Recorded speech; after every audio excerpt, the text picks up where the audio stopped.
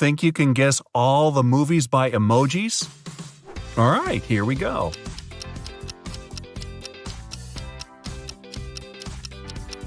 An easy start. It's Spider-Man. Or maybe Little Miss Muffet.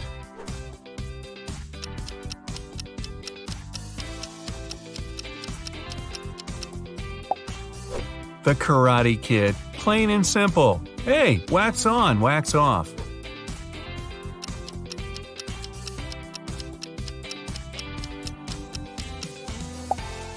Look out, it's Jaws. I'll bet you're singing the theme song in your head right now.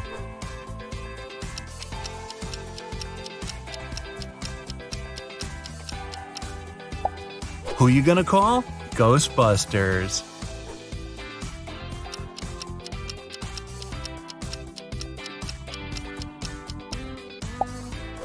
Jurassic Park. One of my favorites.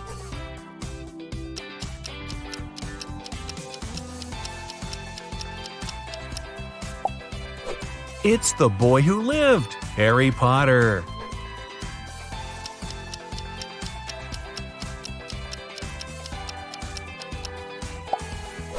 The Wizard of Oz.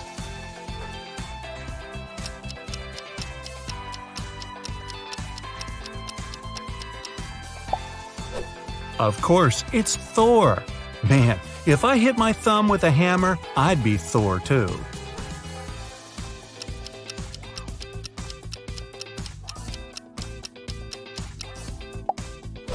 The Boss Baby. Bingo!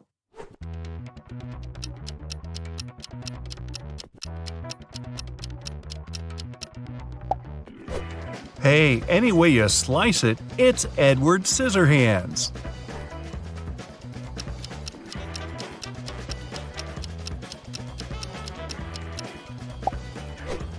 That's all you need to guess. Titanic.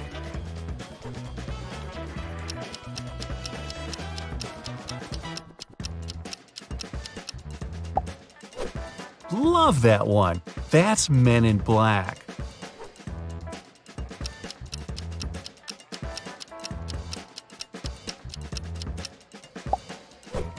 Charlie and the Chocolate Factory. Classic.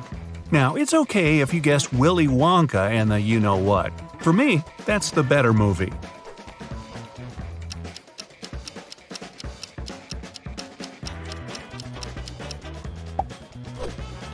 That's Teenage Mutant Ninja Turtles.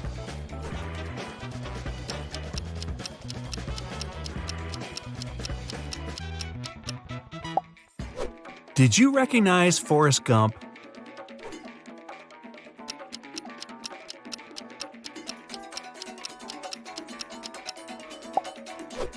That one's Marley and Me.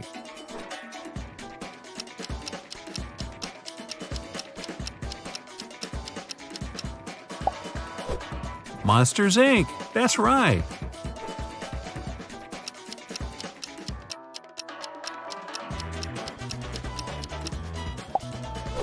Brave. Such a good movie.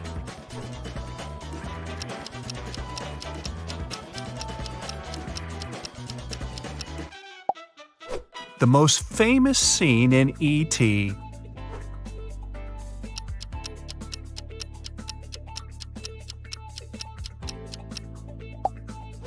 Another great movie. It's Moana. You're welcome.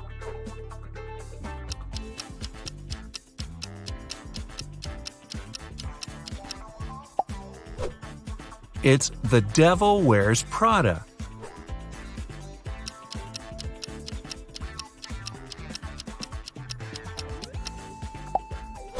Did you see Joker?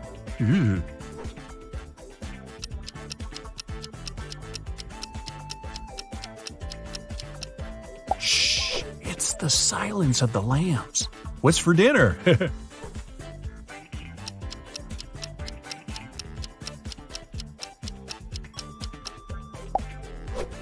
Madagascar. Righto.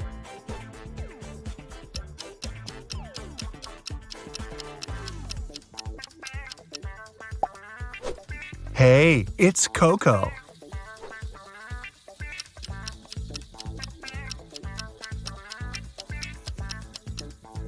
What else can it be? It's ratatouille. Anyone can cook. Ah, they're getting tougher. That's Mary Poppins. Hey, let's go fly a kite.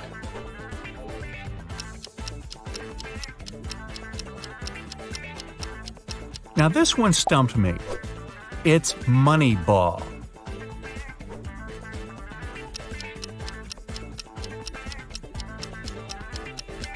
I hope you got this one.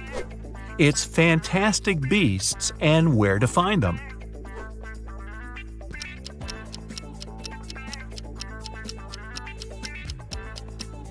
Great Scott! It's Back to the Future.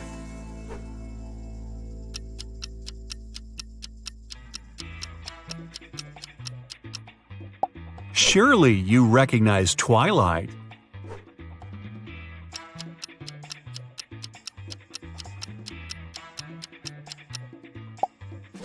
$1 Million Baby.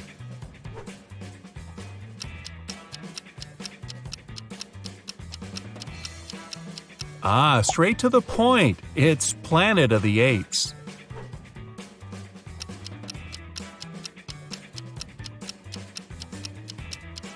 That's emoji speak for Home Alone.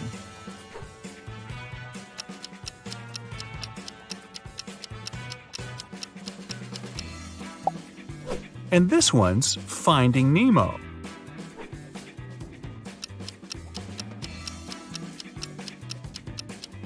Think literal for this one. It's A Beautiful Mind.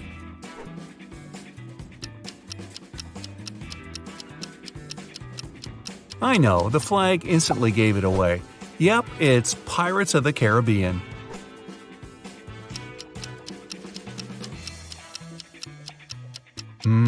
Dumplings. Kung Fu Panda is right.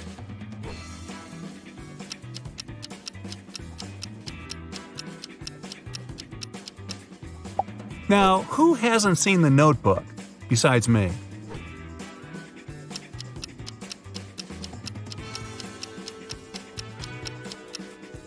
Think simple here, King Kong.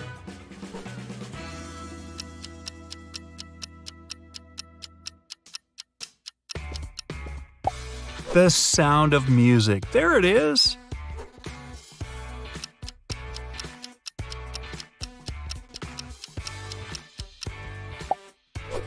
The Chronicles of Narnia.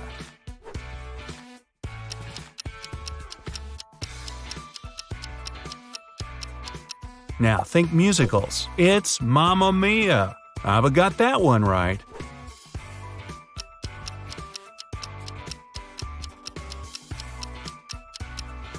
Now, no need to overthink. It's The Jungle Book.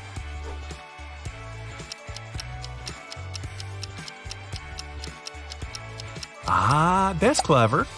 It's Transformers.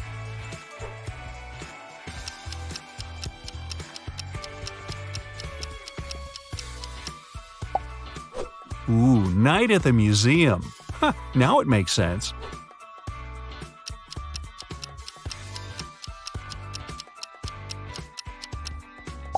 Ah, The Curious Case of Benjamin Button, of course.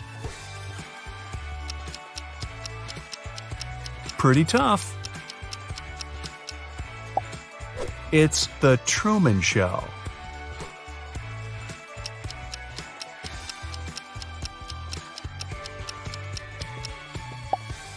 Shrek, you got it.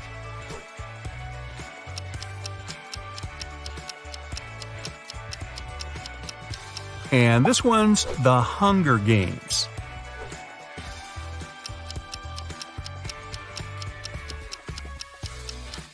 Everyone's favorite epic saga, Star Wars.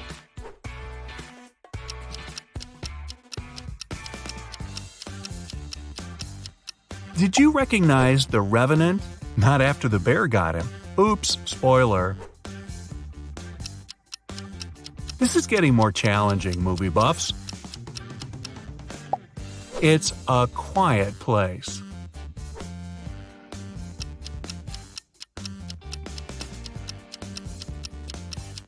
Highly recommended. That's La La Land.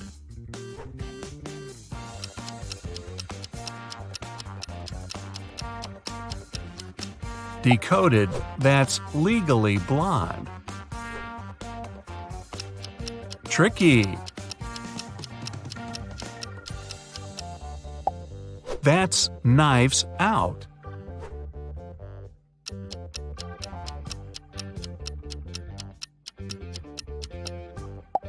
This is I Am Legend.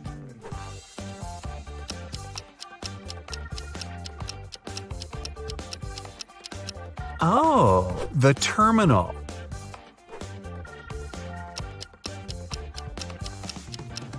Oh, I see. It's Interstellar.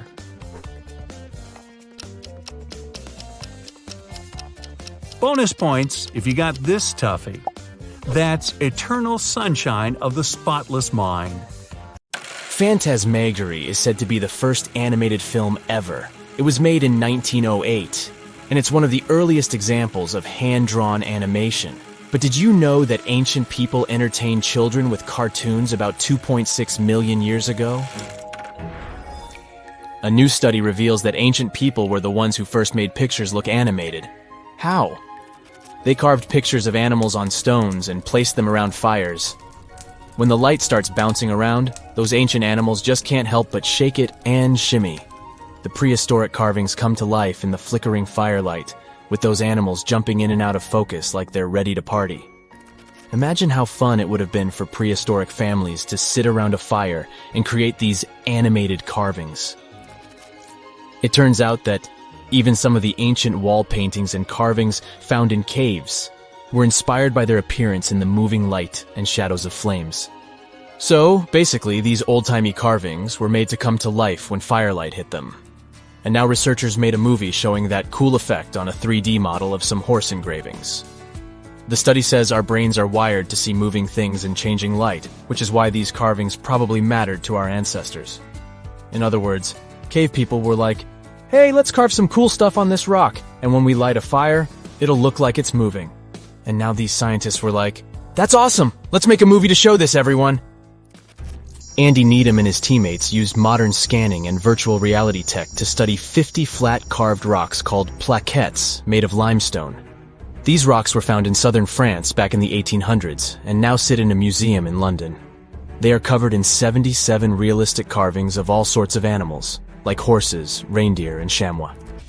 Apparently, Homo sapiens, with a lot of time on their hands, made these engravings a whopping 12,000 to 16,000 years ago. Needham realized that many of these carved rocks were harmed by fire, some covered in white ash, others dried or fractured because of heat. Upon closer examination, he discovered pink bands of discoloration resulting from iron deposits in the stone. What's more interesting is that the animal engravings were often superimposed on top of each other, sometimes even melded together, or fitted around each other like some kind of prehistoric animal jigsaw puzzle. Rather than tossing out the old and starting anew, the ancient artists took animal body parts to create new hybrids. For instance, one of the rocks depicts both a horse and a wild cattle-like creature known as a bovid. In this masterpiece of prehistoric art, the horse's abdomen and neck become the back and neck of the bovid, while the horse's head forms the bovid's ear. What a creative way of recycling. Researchers believe that the prehistoric rocks from Montestric were used as primetime entertainment for our ancestors. More than one person carved the animals. People from different levels of skills showed their artistic glory, and it was a group effort. The fact that these rocks were found together also suggests that this was a community activity. So it's like families were all gathered around the TV, carving rocks and cheering on their favorite carved animals. Who needs Netflix when you have Paleolithic TV? The engravings on these rocks and the signs they were exposed to heat suggest they were created to look like they were moving. Sometimes you see different animals in different poses, so one would come to life, and then another, and then a different one. It's like a Stone Age version of Disney. Similar techniques might have influenced some of the ancient cave paintings, such as those at the breathtaking Chauvet Cave in southeastern France. The animal portraits there are also overlaid on each other, and some look like they were heated by fires underneath them. which means that our prehistoric ancestors might have been the first animators in the world. Alright, since we talked about young people's favorite pastime activity, shall we take a trip back in time to discover the world's oldest toys? One of the most ancient toys discovered was a simple ball made from clay and found in the ruins of ancient Mesopotamia. It might seem like a simple toy, but our ancestors were playing with them as far back as 3000 BC. But back then, they didn't have fancy video games or elaborate board games, so a ball was the pinnacle of entertainment. But the Mesopotamians weren't the only ones having fun. In ancient Greece, children played with dolls made of clay. In Egypt, kids had toys shaped like animals, but they also had dolls made from materials like clay, papyrus, and ivory. But the most impressive thing about these dolls? They had movable limbs. That's right, our ancient ancestors were playing with articulated dolls before it was cool. But it's not all fun and games. Toys also had a practical purpose back in the day. In fact, many of the toys discovered by archaeologists were actually used to teach children important skills. For example, Egyptian children played with dolls that were shaped like doctors, which helped them learn about medicine and healthcare. And let's not forget about the toys that were used to train future warriors. In ancient China, kids played with toy horses and chariots, which helped them prepare for a life of battle. Talk about getting a head start on your career. Moving on to primitive board games, which have been around for over 5,000 years. The oldest board game is called Senet, and was discovered in ancient Egyptian tombs. It's a bit like a cross between chess and backgammon, and it was so popular that it was played for over 2,000 years. Now that's a game with staying power. But let's not forget about toys for the little ones. Archaeologists have found ancient rattles and whistles that were used to entertain even younger members of their families. And if you thought your kid's toy collection was impressive, just wait until you hear about the ancient Egyptian princess who had over 100 wooden toys in her chamber. But perhaps the most surprising toy of all was the yo-yo. That's right. The yo-yo has been around for over 2,000 years. It was first invented in ancient Greece and was often used in battle, believe it or not. But eventually people realized that it was much more fun to just play with it and do tricks. Marbles are also around as a toy that has been entertaining kids, and some adults, for thousands of years. Archaeologists have found evidence of marble dating back to around 5,000 years ago in the Indus Valley civilization. Back in those days, marbles were made from all sorts of things. Want to take a wild guess? Okay, I'll tell you. Fruit pits and small pieces of smoothed stone. That's right, those ancient kids were getting creative with their playthings. Some artisans even went the extra mile and crafted marbles from clay. Let's head back to ancient Egyptians and their adorable miniature boats made from ivory, wood, and clay. These miniatures may be acknowledged as toys, but they were also meant to represent crossing over to the other side. Viking kids had similar types of items too. A wooden toy boat over 1,000 years old was found on a farmstead near the coast of Norway. This toy looked like a real boat, and it would have been the ultimate cool thing, just like how kids today go nuts over race cars and drones. You can imagine little ones back then showing off their toy boats to their friends. Many of these toys are still pretty fun to play with today. There are many others left aside, like toy soldiers and spinning tops. Do you want to know more about ancient toys or gadgets from the early days of cinema? Starting with Van, Ant-Man and the Wasp. Thanks to special PIM particles technology, the heroes of the movie were able to shrink the real van to the size of a Hot Wheels toy. Hoverboard, Back to the Future. In 1989, the film's creators envisioned this type of transport being commonplace in 2015. Reality doesn't quite resemble the movie, but we do have a world record for a flight on a hoverboard. Jetpack, GTA San Andreas. Character dialogue in the game tells us the cost to develop the jetpack, dubbed the Black Project, was $60 million. The main character must take it from a heavily guarded base. Firebolt Broomstick, Harry Potter and the Prisoner of Azkaban. The fastest broomstick in this magical world could accelerate to 150 miles per hour in just 10 seconds, almost like a Bugatti. Magic Carpet, 1001 Nights. Its maximum speed is unknown, but we know that it loses its magic abilities if damaged.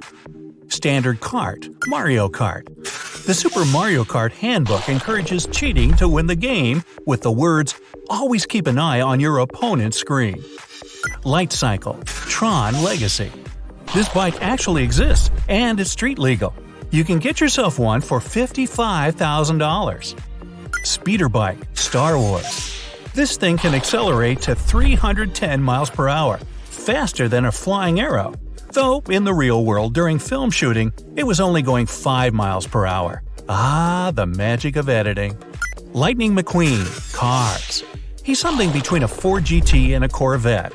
His number 95 is an Easter egg. Pixar's first movie, Toy Story, came out in 1995. The Gigahorse Mad Max Fury Road. An impractical gas guzzler from the Mad Max universe has 1,200 horsepower. That's like 2 Lamborghini Hurricanes. The DeLorean Back to the Future. The famous trilogy about time travel made this car so popular, the manufacturer decided to restore its production after 30 years. The Mystery Machine. Scooby-Doo would definitely be scared if he knew that such vans sell for almost $60,000 these days. Zoinks! The Pink Sedan, The Simpsons. For 28 years, the creators of the animated series kept the intrigue alive about what kind of car the family had. But in one of the episodes, we finally found out that it's a 1986 Plymouth Junkerola. The Tumbler, The Dark Knight. Despite its bulky appearance, it's still a high-speed car. It can go from 0 to 60 in 5.6 seconds. There's a version of this Batmobile that's street legal. You can get one for $1 million. The Pursuit Special Mad Max Fury Road. The last of the V8 Interceptors had a gas-guzzling V8 engine, a real luxury in this fictional dystopian world. Chevrolet Camaro Transformers. When it transforms into Bumblebee, this Chevy gets 17 feet tall. Bumblebee's character traits were based on Marty McFly from Back to the Future. KITT Knight Rider. This car is a heavily modified Pontiac Firebird. KITT's main feature was artificial intelligence, and the name is an acronym for Knight Industries 2000. The Black Beauty Green Hornet.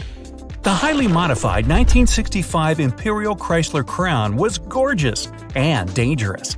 It was full of all the gadgets a superhero and his sidekick could need to fight crime. It was driven by none other than Bruce Lee as Kato. The Ectomobile Ghostbusters. This was an old 1959 Cadillac Miller Meteor ambulance. Any scenes showing the car backfiring were real.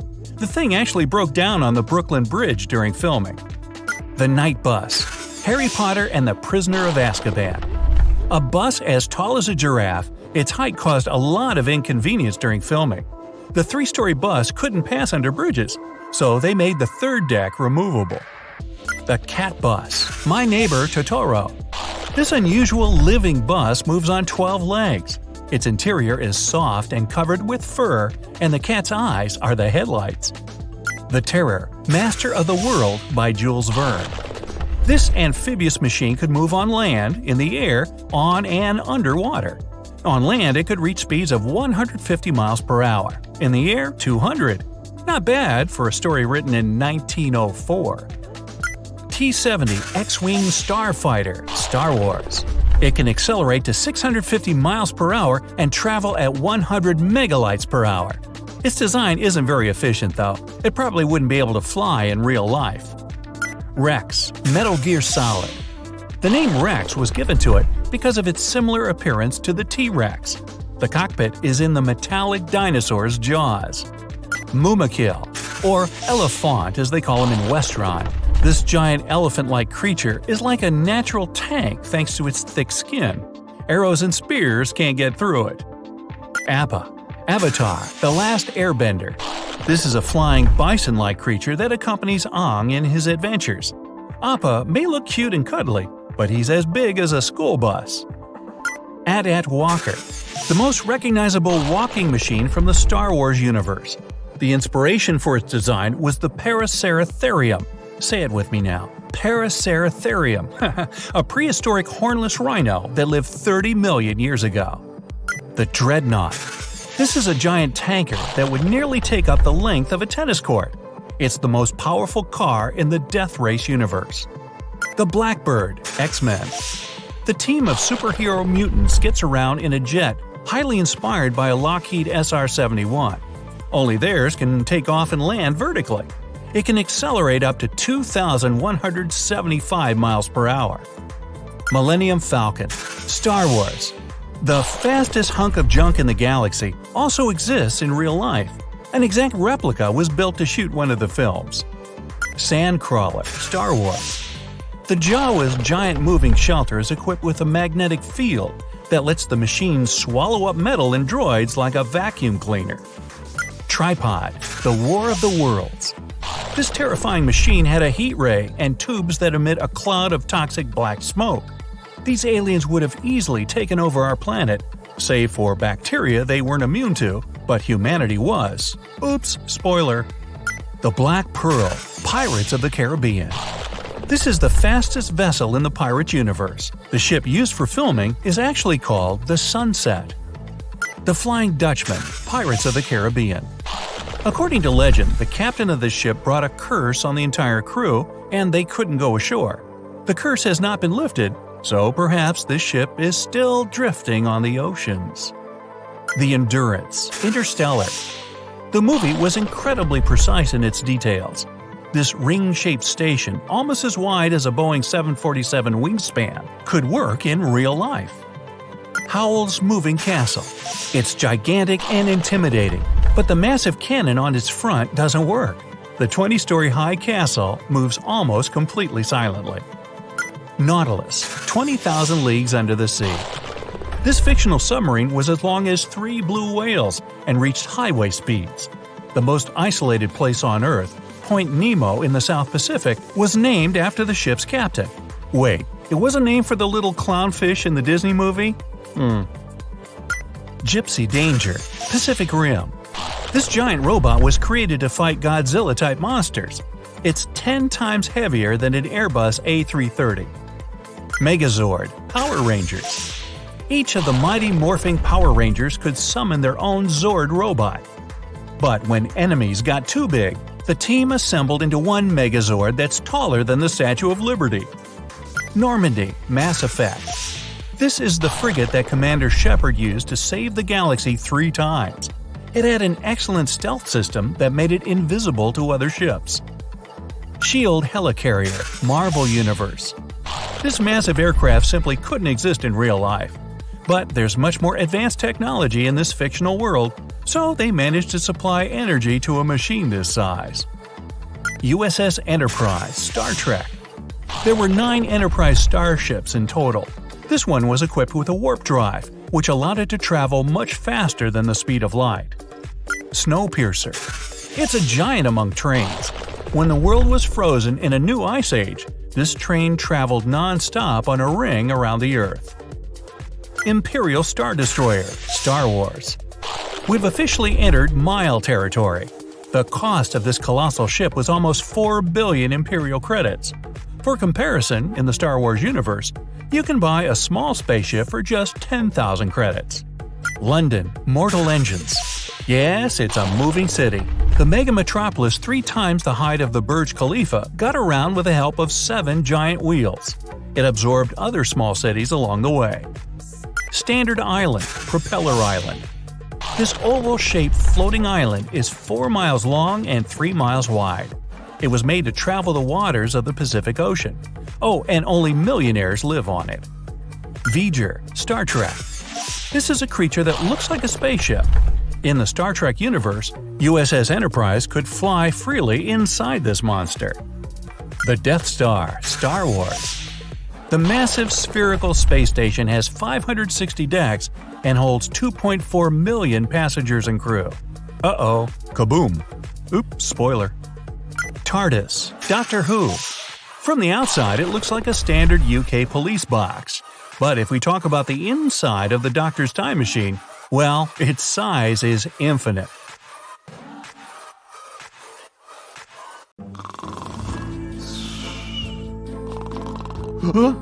Hey, what's that noise? How long have you been sleeping? You try to move your neck. It's a little bit stiff. You've had a good nap, but fell asleep in an uncomfortable position. In the movie theater. Oh, now you remember. The movie was really boring.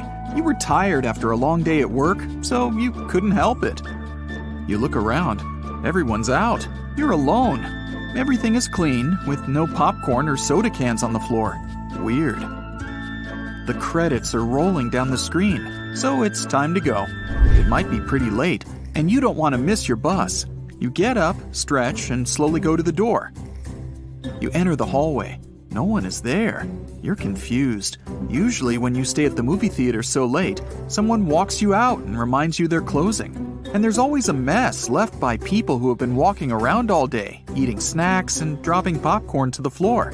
But now, everything is clean and peaceful, as if the movie theater isn't open at all. You check the bathrooms. No one's there. The lights are dimmed, but you can see where you're going. And still, everything looks kind of creepy with no one around. Hello? You try calling for people a couple of times. No answer. You follow the exit sign and get to the closed door. Temporarily closed because of renovation. Huh? How long is that temporarily? You start panicking and then suddenly get angry. How could the staff forget to wake you up? You start yelling, trying to open the door, but nothing works. You check your phone. Of course, it's off. You forgot to charge it. Then you suddenly hear some noise coming from one of the halls. You start shivering. Is it possible that someone else is trapped here too? You slowly move toward the hall and cautiously open the door. But it's just the beginning of another movie. This hall is empty too. Trying to distract yourself, you get popcorn, candies, soda, and even some ice. Finally, you're on time to get the best seat. Oh boy, that was epic! You were still sitting and laughing at some of those jokes you heard when suddenly a new movie starts. Great, why not see that one too? Workers will probably get here in the morning anyway. Your friends are going to be so jealous when they find out you've spent a night in the movie theater for free. 2 more movies later, and you realize you have no idea what time it is, but you feel very tired.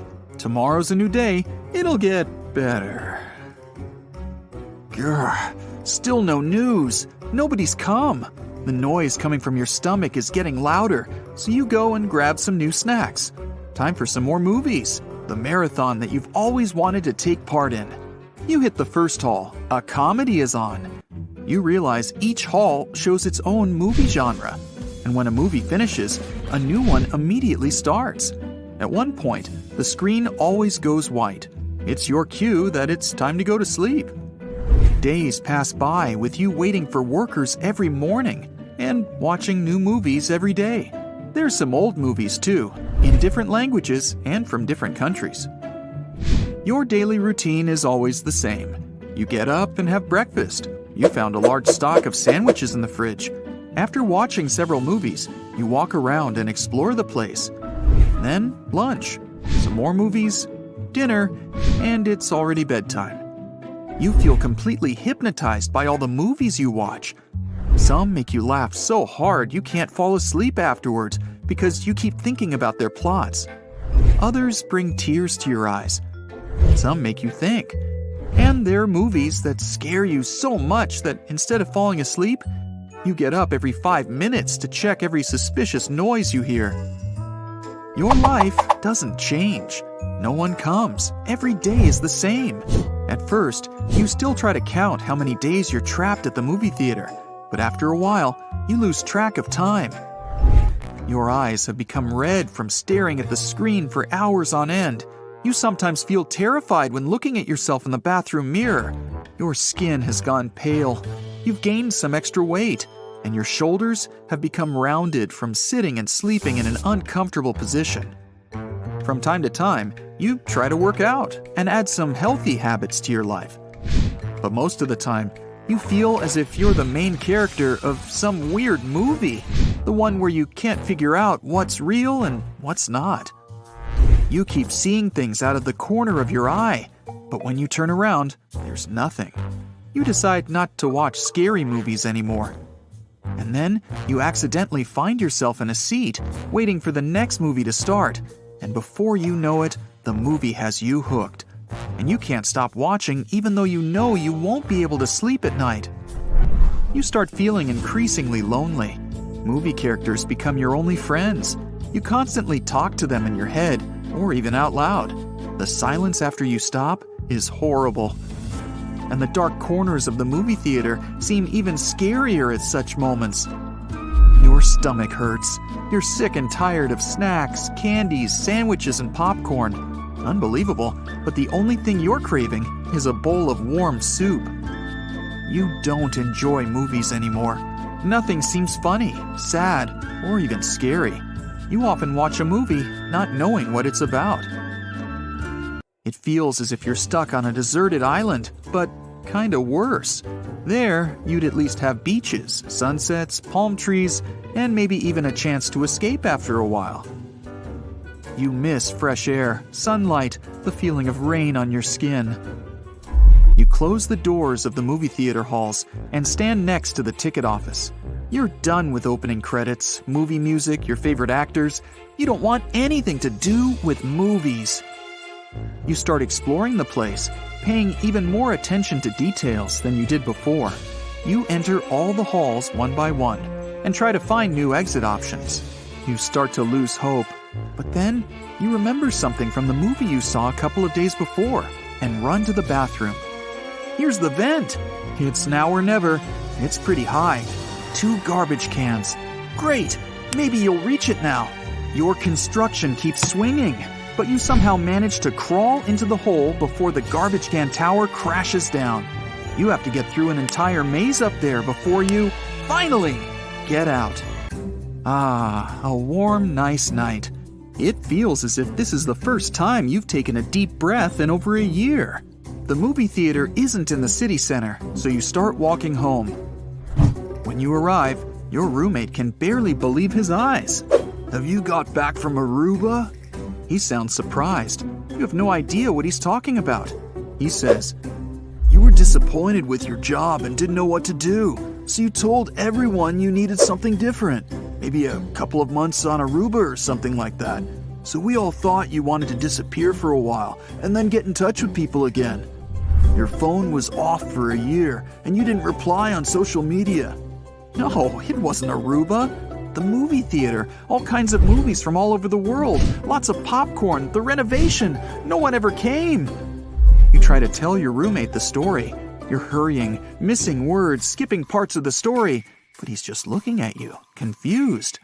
You decide to just show him the place, but when you get there, he doesn't want to come closer. That place has been closed for years. I can't remember ever seeing it open. There's a story about a guy who owned it. He was a great movie fan and wanted to collect movies from all over the world. He was gonna renovate this movie theater, but then he suddenly disappeared. No one knew what had happened.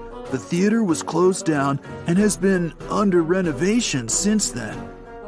People have heard noises coming from that building, but no one wanted to come any closer to investigate. Oh, how did you end up in such a place? You suddenly notice someone move near the theater. They start walking towards you. You try to run away, but you can't move. What's going on? You jolt awake in your seat. Was it all just a dream? Credits on the screen mean the movie you've been watching is over. The hall is empty, and you quickly leave it. No one is there. Oh no, not again! Hello? You yell in panic. Silence. And then, yes? Now, at some earlier stages of research, scientists reconstructed the Megalodon looking like a bigger, just a little more dangerous version of a great white shark. Movies then followed suit, added a couple of details on their own, and ta-da! We've got a marine giant that could grow up to 90 feet long. Well, hold on. Megalodons were usually between 50 and 55 feet, sometimes growing up to 60 feet. For comparison, a bowling lane is 60 feet long, a school bus is around 45 feet, and an average person is 5 feet 10 inches tall. So yeah, not bad Megalodon, but still not 90 feet. Its weight was around 50 to 60 tons, which is something like 10 adult elephants or even a Boeing 737. That's just their females though. The ladies were almost twice as big as the males. Another movie versus reality thing, the Megalodon had nothing to do with a great white shark. The closest they could be is cousins, because Megalodon, in fact, is the last descendant of a completely different lineage of sharks. Plus, its kind is around 3 times bigger than an average great white. It has a shorter nose and a much flatter jaw that almost looks like it's squashed. Also, Meg's pectoral fins are longer than those of the great white sharks. Ancient predators ate a lot, so they needed something to support their weight. They both had an excellent sense of smell, though, so even in prehistoric times, it wasn't a good idea to go swimming with a chunk of raw meat in hand. And it certainly isn't safe now. Whether the Meg's hiding somewhere in the depths, which some still believe is true, or it's gone forever, younger cousins will be there waiting. Also, both of them like to go after big marine mammals, so they would certainly have things to do together. That is, until the Meg got moody and accidentally ate its friend. You never know. These guys had a different hunting style. Great whites prefer to dive straight toward their prey and find the softest spots, like exposed legs or underbelly. Megalodon aimed for the fins and tail because of its almost 10-foot jaws and what's considered to be the strongest bite ever. Its teeth could pierce almost anything. Sometimes an entire tooth would be found embedded in the bone of some bigger animal, such as a whale. Without the main parts they used for swimming, poor sea animals were then helpless and unable to escape. Yet whales were just a smaller part of the Megalodon's diet. Seals, sea cows, squids, dolphins, other sharks, the good old Meg probably wouldn't say no to some random school of smaller fish swimming into its mouth either. Nothing better than a good snack after a big tasty dinner. Even those giant turtles weren't safe within their thick shells. The Meg probably took those as a dare challenge on a daily basis. Such a diverse diet, and in big amounts. Megalodon would eat about 2,500 pounds of food every day. No wonder it dominated the ocean. Almost 300 teeth in 5 rows, and we're talking about sharp chompers that could grow up to 7 inches long. Even its name stands for giant tooth. Hey, I'm thinking maybe it had a cousin, orthodontia, which means either crooked teeth or deep pockets. Still, Megalodon would change thousands of teeth over a lifetime. Since Meg's teeth weren't that strong, they would often fall out. Then it would get new ones within 1 to 2 days, so it could continue its hunting sessions without any serious interruptions. The same thing happens with modern sharks as well. New teeth replace damaged or worn out ones. Those teeth falling out were the only thing that helped scientists do any research on the Megalodon at all. They found them all around the world. Yup, Megalodons were quite some travelers. They lived in all oceans, and their fossils were found on all continents except Antarctica. What, too cold? Since their skeletons were not made of bone but of cartilage, teeth are the only evidence they've ever even existed.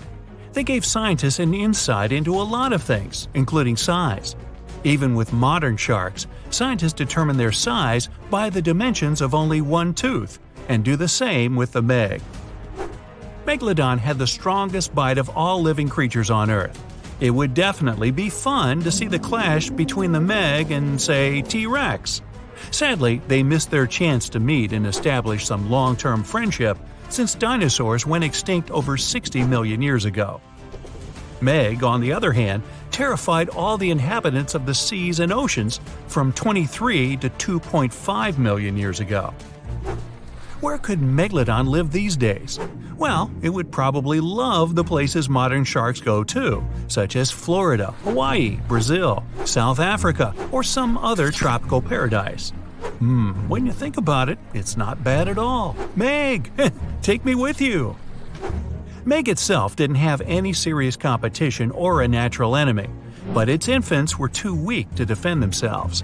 That's why the apex predator had to choose warm, shallow waters with no strong currents to raise its babies. Those, by the way, were around 6.5 feet long, not quite tiny themselves. Scientists actually found some of their juveniles' teeth. So it seems like part of their nursery areas was the coast of Panama, and that's 10 million years old. Okay, time to meet with one of Megalodon's potential rivals, the mighty sperm whale. 45 to 60 feet long, the size sure makes it quite an adversary. Modern sperm whales don't have such big teeth, but their ancestors, which lived around 13 million years ago, were well packed. The largest tooth found was 5 inches wide and 14 inches long. That's something like the biggest soda bottle out there. That would make an interesting combat. Here, we're talking about this giant marine predator, but this is not the only intriguing ancient animal that wandered the oceans. In fact, sharks are some of the oldest creatures on our planet, more ancient than insects, mammals, dinosaurs, even trees. Mass extinction events wiped out most life on Earth. Giant asteroids fell on its surface, continents split up, and so many other things happened. But sharks were there, alive, persevering, apparently with no contact with the outside world, just chilling and doing their thing. The spiny shark was actually one of the first animals with a jaw. Not that it could do much with that jaw, since it was only around 12 inches long. Meg wouldn't even bother around this one, and it wasn't even a real shark, it just looked like one. If you ever wondered how a combination of eel and shark would look like, well, here it is. Eel shark preferred freshwater, was up to 3 feet long, and went extinct around 200 million years ago. Since dinosaurs appeared around 230 million years ago, the eel shark was probably there to give them warm welcome, prepare a buffet, but the dinosaurs had unfortunately mistaken it for dessert. Now, this predator would get some real screams on a nice sandy beach during a spring break if it was still alive, the Ginsu shark. It was nicknamed after Ginsu knives for a huge mouth of almost 500 razor-sharp teeth. One of this monster shark's hobbies was to go after big turtles. Okay, now seriously, what's with that shark turtle thing? Scissor-toothed sharks. Now we're talking. These guys lived around 300 million years ago and had some strangely shaped heads. The weirdest part were their jaws. This shark didn't shed old and worn-out teeth, but kept growing new ones at the back. Those in the front were then pushed forward, and with age, the shark got a really strange scissor-tooth look. Scientists are still unsure why it had to be like that. Hey, time to call in the orthodon. Even during the Meg's long reign, our favorite ancient predator still wasn't the only scary giant shark in town. For instance, I can't pronounce its name, so I'll just call it Mr. C. Unfortunately, not enough of its fossils were found to get more information, but some research says it had teeth more than 5 inches long. That also implies it could probably grow to be 20 feet long. Oh, and if it only left just a couple more teeth around, I guess the Meg wouldn't be the only movie star from those times. So close, C, so close. A huge train is rushing down the tracks, brakes screeching. In a few seconds, a 1,000-ton steel battering ram will crash into a bus that is stuck on the railroad crossing. Only a miracle can save the people. Wait, what's that? Moments before the collision, a human figure appears. The person's flying off the nearby mountain with a jetpack behind their back. Their body is protected by an exoskeleton. The suit is similar to the armor of a knight and makes a person incredibly strong. They land in front of the train and press their hands on its front. The exoskeleton absorbs the impact. Wheels screech like crazy. Then, a loud whistling squeal. And, just a few feet away from the bus, the train finally stops. The bus doors aren't working. People can't get out of it. The hero produces a lightsaber from their belt and cuts a new door.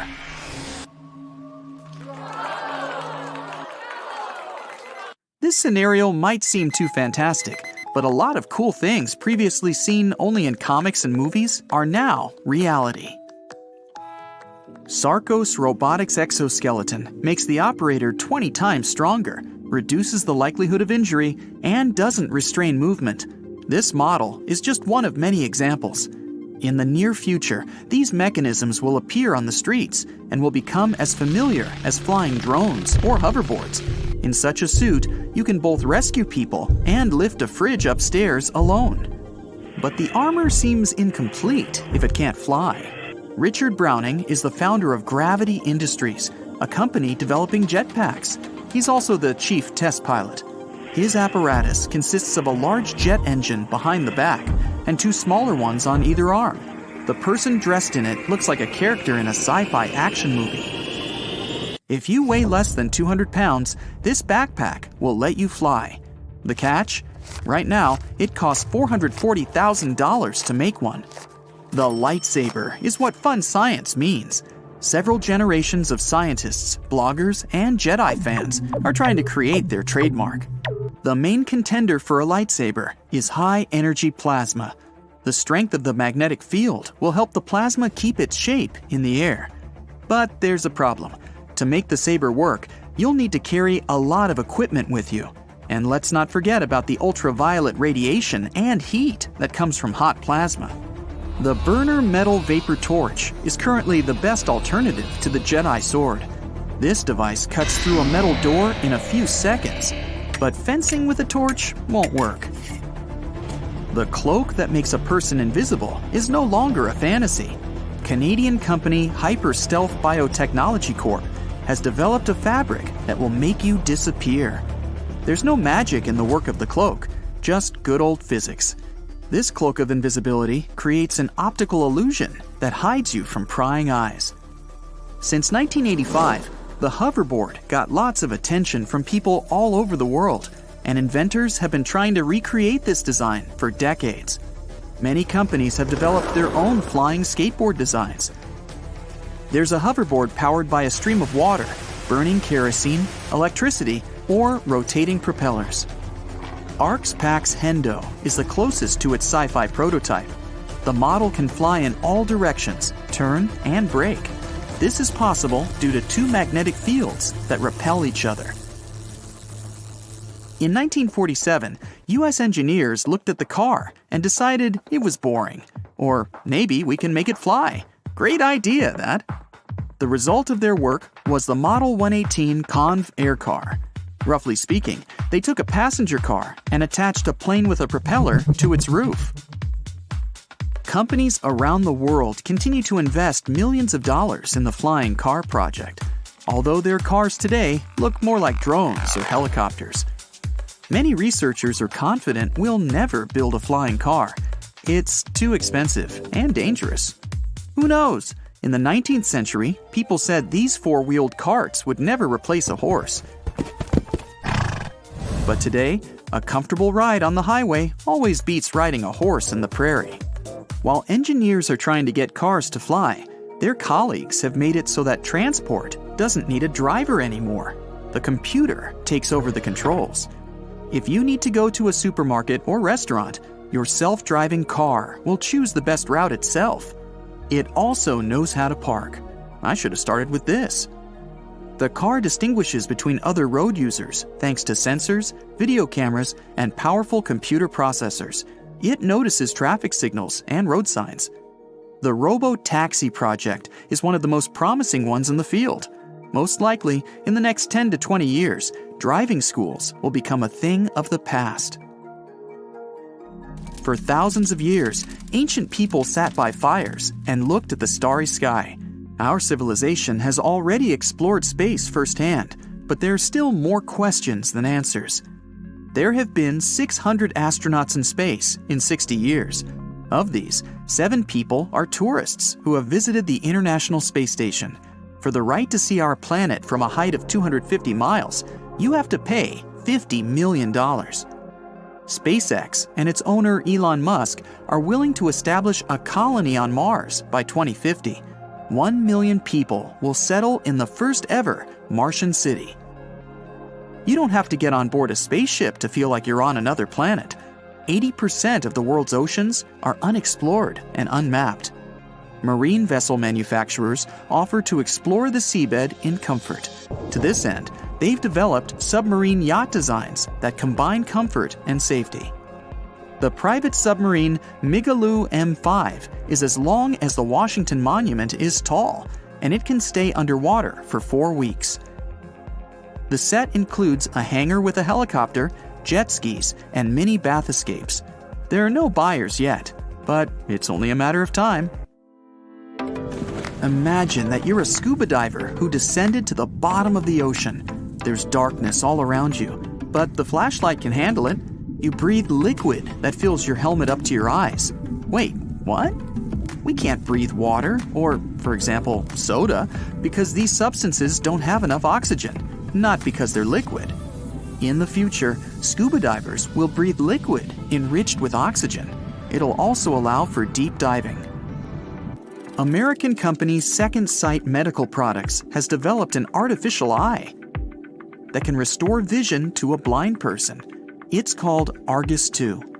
It's actually an electronic retinal implant and the first step in creating the bionic eye.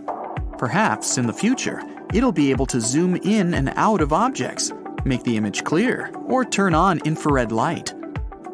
Augmented reality glasses haven't reached technical perfection yet. Most futurists are confident they'll change our world, just like the internet did. Why do you need a TV or computer? At your command, the glasses will lower a virtual screen of any size in front of you with your favorite TV series. The same applies to furniture, clothing, and dishes. All this will be replaced by virtual stuff. Augmented reality glasses digitize any item that surrounds you and makes it look how you want it to. Unless you take them off, of course.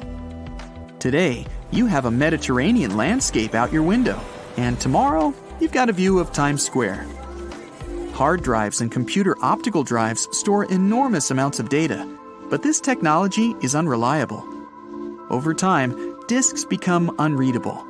Scientists have almost solved this problem. They learned how to write electronic data into the DNA of living bacteria. Biological processes take place inside every living cell. Scientists have managed to program them using computer systems methods. Nanobots will appear in the next 10 years.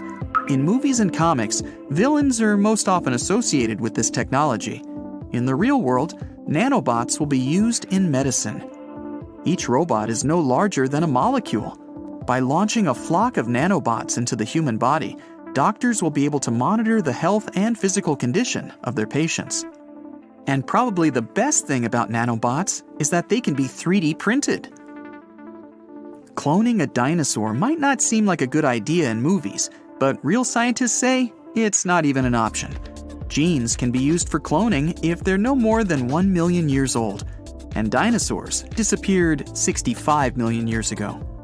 But there are other animals as well. There's a high probability that mammoths will reappear on Earth in the next 50 years, as well as woolly rhinoceroses and even saber-toothed tigers. Scientists plan to implant genetic material of extinct animals into the DNA of existing ones, elephants, rhinos, and tigers. In sci-fi movies, we often see spaceships and stations shooting colorful beams into space that attract other ships. Australian scientists have managed to create such a beam, only it's invisible. Their beam is capable of capturing and holding atoms floating in a vacuum. Of course, these aren't huge space stations yet, but this is a big step in the study of physics. Scientists have created a quantum funnel that will allow studying the individual atoms and molecules that make up everything around. That's it! You're here! The greatest entertainment ever! Full D cinema! You step into a dark hall with a big round screen, put on a headset, and feel like millions of sensors connect to your brain's neurons. 3, 2, 1, and you become the main character of an incredible movie. It's nighttime. You're in your bed, snuggling in your covers from the crisp coolness. You hear creepy noises, as if something's scratching walls from inside. You get out of bed and feel growing tension in the air. You head to the light switch, turn around, and notice a dark figure behind you, right beside your bed. Its features are hidden by the shadow, but it's staring at you. You realize it's a horror movie and turn on the lights. The shape disappears. You turn the light off again, but the phantom isn't there. You hear a low, hoarse howl. Upside down, right on the ceiling, there's an old woman standing on all fours. She screeches and jumps at you. Heart racing, you rush out of the room and shut the door right in her face. You're lucky it's just a movie. Otherwise, you'd have had nightmares after this. You're in the kitchen now. Out the window, first rays of the rising sun are showing. Some kind of motivational music is playing, but you can't understand where it's coming from. A blender, 2 eggs, and a carton of milk are on the table. You make a protein shake and notice that you're already wearing a tracksuit. You go outside, the music gets louder, and you start running. Buildings and streets flash past you in seconds.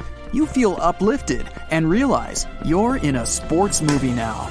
You're in great physical shape and ready for achievements. But your mood vanishes the moment a building next to you explodes. You're thrown aside, but stay perfectly unharmed, just like an action movie hero should. There are more explosions nearby, and you start running to survive. An SUV with tinted windows appears from around the corner. You slide over its hood and get on a parked sports motorbike.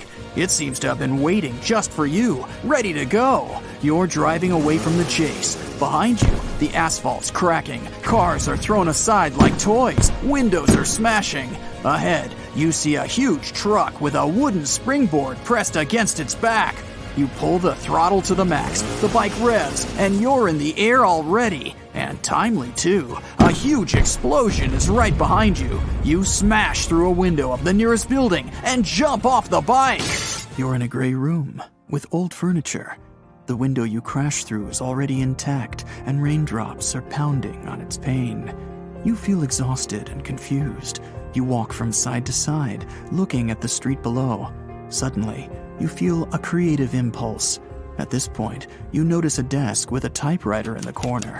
You sit down and start typing like crazy. Words and sentences pour out of you onto a blank sheet of paper. You're sure that you're writing a masterpiece. In reality, the text is complete gibberish, but not for you. The tension is so hard that you start crying. Hours pass in seconds, night and day replace each other, and there's a stack of written pages on your desk. You grab the manuscript and see the editor reading it.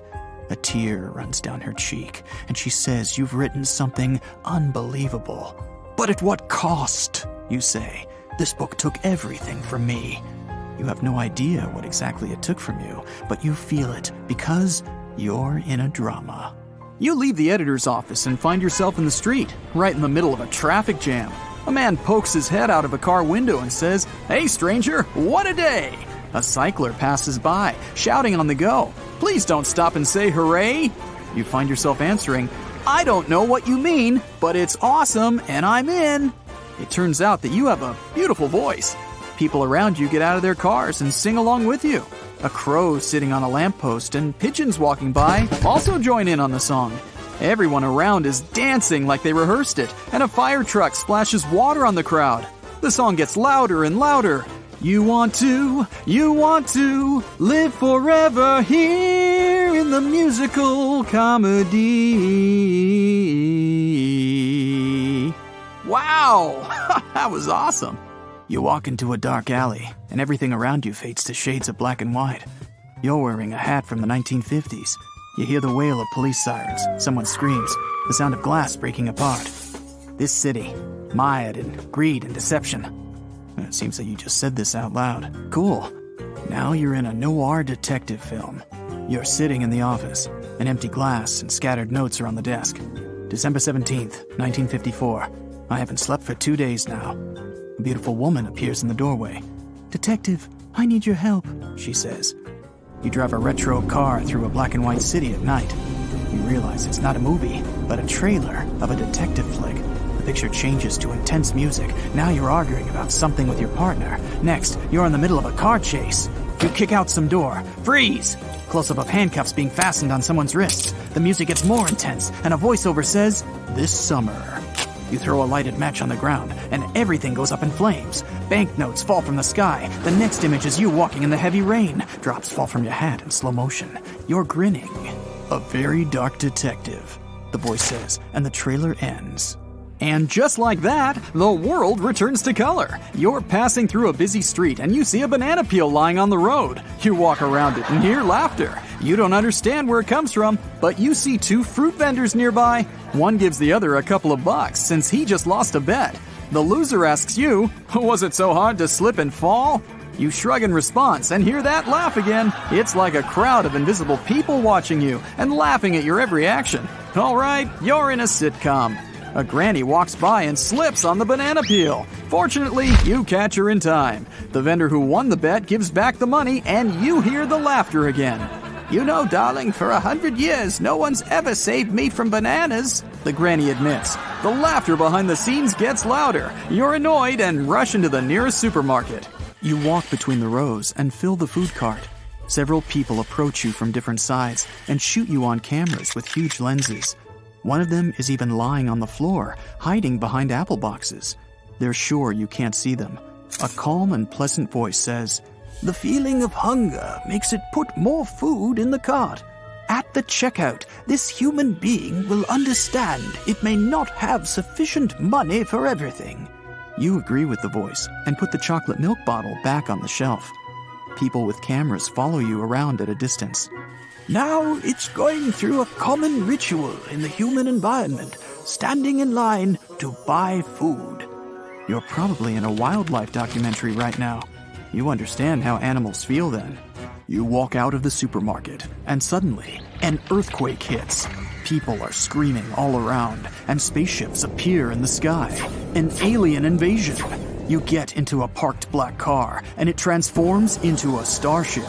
You maneuver in the sky, dodging blasters. Enemy ships are chasing you. You call your adult son over the phone. "Son, I never told you this before, but I love you very much. You're the most precious thing in my life. Please, take care of yourself." "Dad, what's happening? Dad!" the son asks, but you turn off the phone. You're in a sci-fi action movie with elements of drama. Your starship goes into space, and you see the huge invaders arc. You slip by enemies and crash into their command center. A huge explosion lights up outer space. Humanity has won. You're declared a hero, but no one knows that you managed to catapult from your spaceship at the last moment. Now, you live a peaceful life with your family in a beautiful village. The end. Starring you. Coming soon to a theater near you. Alright, check this out. Water boils faster when you add a bit of salt. Myth. It doesn't make any difference, and even if it does, it may take longer for the water to boil. But it might make your pasta taste better. Just saying. Bats are blind. Not true. The myth probably comes from the fact that they're nocturnal creatures and have extraordinary hearing abilities. They chase mostly when it's dark and rely on a thing called echolocation, but it doesn't mean they're blind. Their eyes aren't useless, they're just adjusted to low light conditions. A blue whale is so big, its tongue can weigh as much as a big elephant. True. Yep, these fellas are huge. You lose more heat through your head. Nah. The real reason why people believe it is because when it's cold, our head is the only part we're most likely to keep uncovered. If we went outside wearing just a t-shirt, we'd lose heat through our arms, not to mention legs, hips, and other parts. So, wear a hat, guys. Tongue Map says we have different parts for different tastes. Not really. There are individual taste buds that sense certain flavors more than they do with others, but it doesn't mean one area can taste sweet better than the other. Studies showed all mouth areas have taste buds sensitive to all tastes. Hey, check out this tongue map for the blue whale. Looks like she's partial to plankton. Dinosaurs were giant. Well, that's false. Movies show them as huge, scaly lizards, but nope. First off, there were many smaller dinosaur species, and some of them were as small as a turkey or a pigeon. Plus, some dinos, like T-Rex, were even covered with feathers, especially at the early stages of their lives. Oxygen is colorless. Partially true. In gas form, it has no color, but in solid or liquid form, it has a sky blue shade. Chameleons change color because they want to match their surroundings. Myth. That would probably be a very tiring thing to do. In reality, some other things like mood, temperature, or the amount of light they get affect their color. When chameleons relax and stretch cells, crystals that are inside of them are affected by the light. These animals use crystals to communicate with each other. So, for example, darker shades show that they're not in such a good mood. It's more like they kind of feel aggressive, so I think I'll back off here. Neanderthals aren't our ancestors either, even though they lived with modern humans at the same time at one point, but mostly in different areas of our planet. So they're not just a stage of human development, but a different lineage. They were also pretty creative. They used fire, made tools, ate medicinal plants, cleaned their teeth, and so many more things similar to our species. Neanderthals probably went extinct because of harsh climate changes. Turkeys can blush. That one is true. They're just like us when it comes to this. When angry, excited, or even feeling bad, the skin on their necks and heads turns red, just like my big brother. Black holes are not really holes, as the name may imply. They are very dense objects with an extremely strong gravitational pull. Flamingos are such cool animals. True. They bend their legs at the knee.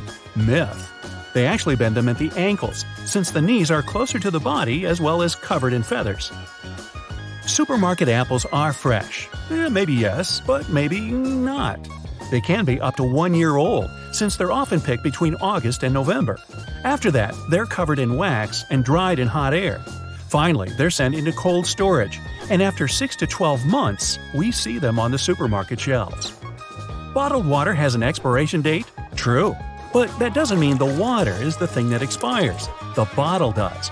The plastic starts to leak into the water and some unwanted chemicals appear. The tea bag wasn't actually planned. True. In the early 20th century, Thomas Sullivan filled small silken bags with samples of tea leaves and sent them to his customers. The idea was to open them and toss tea leaves in the hot water. Many customers thought they were supposed to put those bags into the teapot without opening them.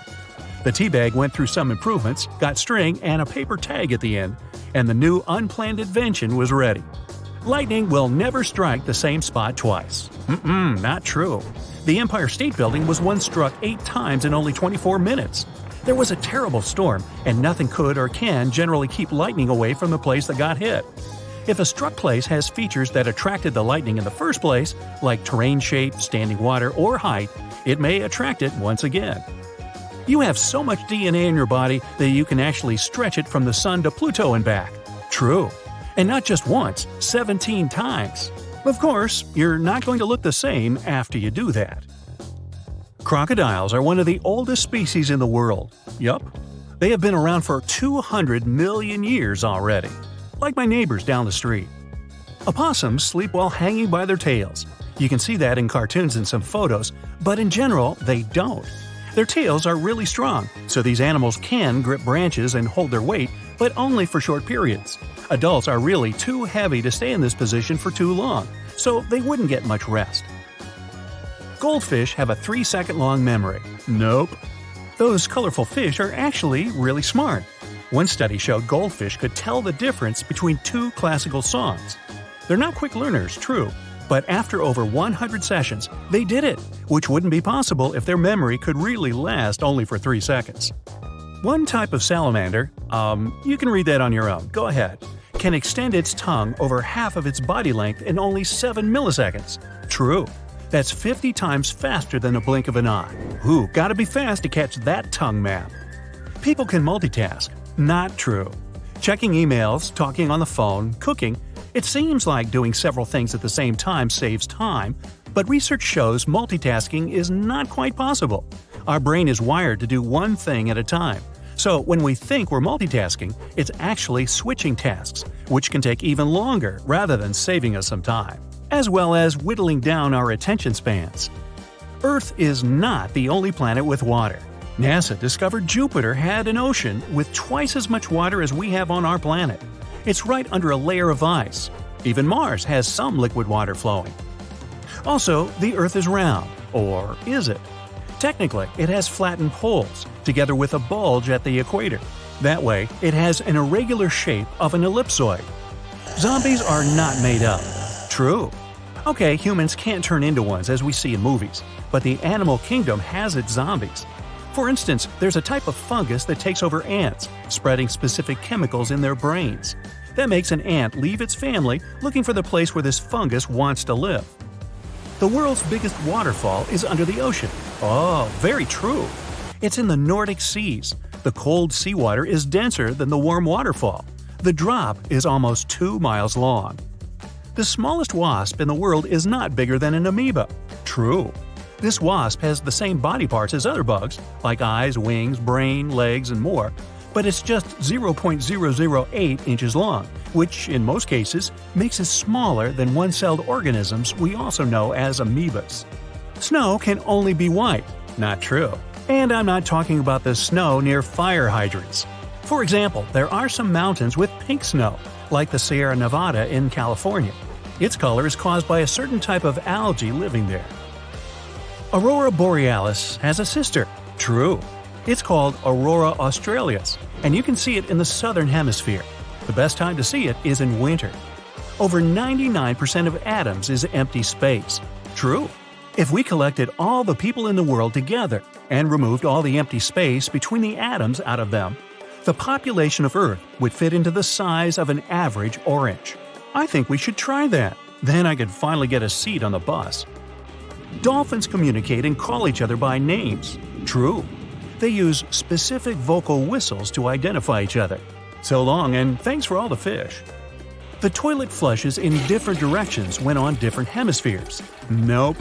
The direction is the same whether the toilet is in Australia or France. Really? A snail can have a pretty extended nap. True. Some snails can sleep for around 3 years in a row. Sharks smell just one tiny drop of blood from miles away. Not quite. Sure, their brain region in charge of smelling odors is enlarged, but the ocean is really big. Plus, it takes time for odor molecules to spread in liquid. On a pretty good day with favorable currents, a shark may smell the prey from a distance of a couple of football fields away, but not miles. Finally, penguins propose to their significant other. True. They're monogamous, and after choosing a mate, the male gives the female a pebble to show his affection. Ah. You're sitting in a car in a space shopping mall parking lot. You've just bought a gift for your sister's birthday and should have time to get it to the celebration. Today, there are a lot of people in the mall, so it's difficult to leave the parking lot. Finally, you're approaching the gate. You press the button next to the steering wheel and activate the gravity cushion. It allows the car to hover above the ground at several inches. The car wheels are sliding inside the body, and a huge turbine is coming out of the trunk. The front glass becomes a touch panel with many buttons and screens. The gate opens, the turbine releases a flame, and your car flies out of the parking lot, right into outer space. Thousands of flying cars are rushing past you on an invisible space highway. You're moving away from the mall, which looks like a huge space station surrounded by holograms of advertising brands. Before Earth, you need to get to Mars. There, you want to repair the car's engine. The navigator plans a route to the red planet, and you go on your way. You're far from Earth's orbit, so you can get to Mars in several hours. You activate the autopilot and decide to take a little nap. It's 2048. The world's population has exceeded 20 billion people. There's too little space on Earth. Humanity is not ready to colonize other planets yet. So scientists and engineers from all countries start building huge space stations. This unloads the planet by more than 50%. The stations look like huge rings. They imitate the Earth's atmosphere, have artificial gravity and vegetation. People move to stations, but often return to Earth. Rockets fly between the planet and orbit. But such transport is expensive and inconvenient. Automakers make efforts at creating super reactive flying cars. Some years later, people slowly colonize the Moon and Mars. Now, getting to the red planet is as easy as getting to the neighboring city. Cars fly along certain routes that are similar to airways for planes. Engineers create special digital highways that can only be seen through the windshield. Of course, you can fly through space as you like, in any direction. But if you fly to a mall or the moon, you have to stick to the established digital route. You wake up and approach Mars. People almost don't live here because of the unfavorable atmosphere and difficult weather conditions. But Mars has the biggest service center for cars and the coolest amusement theme park in the solar system. To get there, people have to stand in a space traffic jam for hours. The dashboard shows you have some problems with the turbine. You put on a spacesuit, take a laser screwdriver, and get out of the car. You're in zero gravity, flying up to the turbine and fixing the problem with the screwdriver. There are thousands of cars around you. People are yawning inside, listening to music, and watching movies. You get into the vehicle and slowly move on. The engine or turbine often fails in the middle of a space highway. When this happens, your car activates its emergency mode. The dashboard automatically sends a signal to the nearest repair team. You're just floating in space and waiting until the mechanics arrive. They tow the car to the nearest auto service. You have enough oxygen inside for a couple of days, and if you run out of it, you can ask for help on the internet. Good people flying by will stop and share their oxygen supplies with you. Finally, you get to the car service station. Mechanics install a new super jet engine for your car and repair the turbine. There's not much time left, and you promised your sister you wouldn't be late. You get into the car and leave the Martian orbit at full speed.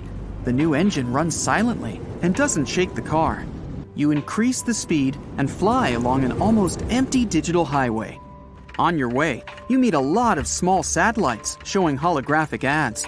Fortunately, you have an ad blocker. You turn it on, and the space banners become invisible through your windshield. Finally, you see a small blue dot. This is Earth. At this moment, you remember that you need to feed your dog. You leave the route and fly to the moon. There you have a small cottage with a house, which you bought for a small price last year. People can't change the atmosphere of entire planets yet, but you can install a small dome and fill it with oxygen. Inside your dome, you've built a house, a swimming pool, and even a small vegetable garden. In the past, people went to the countryside to take a break from the city bustle. Now, everyone just buys houses on the moon. You fly through the dome, land on the white surface, and put food into a dog bowl. They're renovating your apartment on the space ring, so you live on the moon with your dog for a while. You can see other cars flying up into the neighboring domes. Some vehicles are elite supercars with a large gravity cushion and ultra-reactive engines. They can fly 10 times faster than the speed of sound and have artificial intelligence that can talk to the driver. There are also old, rusty space cars. Sometimes people attach a jet engine to an ordinary car and cover the body with a mix of copper, iron, and silver to travel over long distances in a cold vacuum. You can also see a lot of taxis in outer space. Sometimes, getting to the moon is cheaper than getting to the other end of some city on Earth. The reason is traffic jams on the Earth's roads. Also, there are a lot of flying buses in space. Every day, several flights depart on the Earth to Moon to Mars route. People are constantly building something on Mars. The huge car service and the amusement park are done. Now they're creating a scientific center there to study interstellar jumps. Of course, engineers need building materials for such construction projects. Several times a week, long trains fly from Earth to Mars along a separate space route. Initially, trains carried people, but they became unprofitable. It's much cheaper and faster to get to Mars by your own car or bus. Finally, you're leaving the moon and approaching the Earth. The dashboard signals you're out of fuel, so you decide to stop at a gas station. These stations are everywhere. They're fully automated, controlled by artificial intelligence. You're flying up to one of them. The fuel pump is automatically connected to your gas tank. The super-reactive engine consumes improved rocket fuel instead of gas. You transfer money to the station through the touch panel and fly away. Hundreds of digital space highways lead to Earth, and every road is filled with cars. Traffic jams again. There are security checkpoints in the upper layers of the atmosphere. Customs services check documents and car trunks. While standing in traffic, you're watching garbage trucks. A lot of space debris is floating around. Slow-flying trucks controlled by artificial intelligence collect garbage in huge containers. Then, they fly away from Earth's orbit and unhook the containers. These garbage cans have little turbines that let containers fly far beyond our solar system. Then, they heat up and burn all the garbage from the inside. Finally, you pass all the checkpoints and fly into the middle layers of the atmosphere. Our planet looks like a huge cyberpunk world, but only lighter and more beautiful. Huge cars disperse the clouds to improve visibility. Firefighter flying ships are coming to one of the stations where a fire started. You encounter hundreds of gas stations, air hotels, cinemas, and shopping malls in the sky before you reach the ground. You're approaching a parking building. This is an 80-story skyscraper filled with cars. People leave their vehicles and use elevators to go down. Fortunately, there's a place near your sister's house where you can park your car. You land, put your hand on the passenger seat to take the gift, and oh no! It looks like you left it on the moon.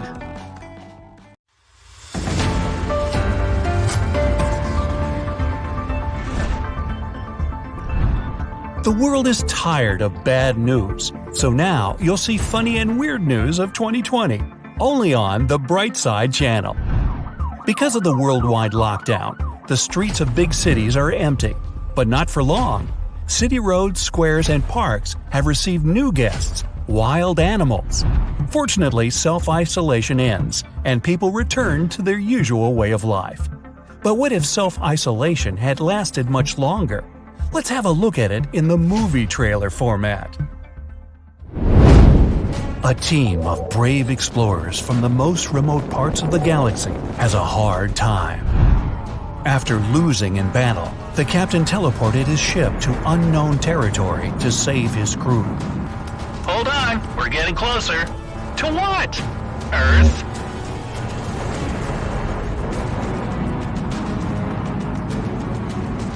Why does it have to be this planet? Because they love alien invasions.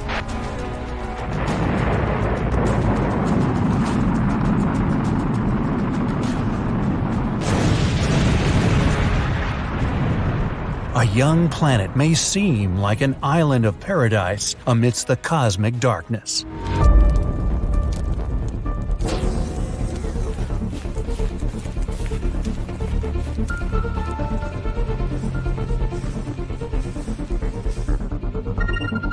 I see descendants of primates. What's that? They don't look like primates.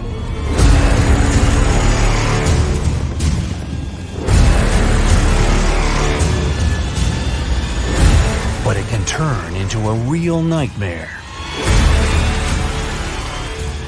Over here!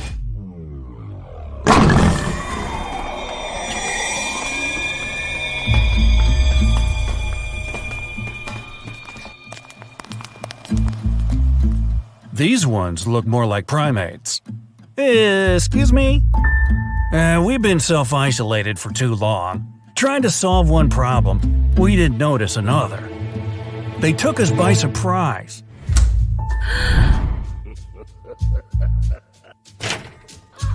Those who tried to get out were driven back. Every day we watched from our windows as they were taking over the city. You must help us! Some year, but probably never.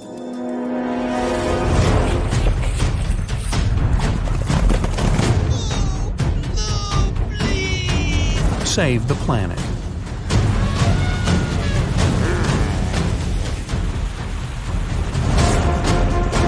From the planet itself. This is your planet, so take it back. You humans are the most dangerous animals on this planet, so prove it!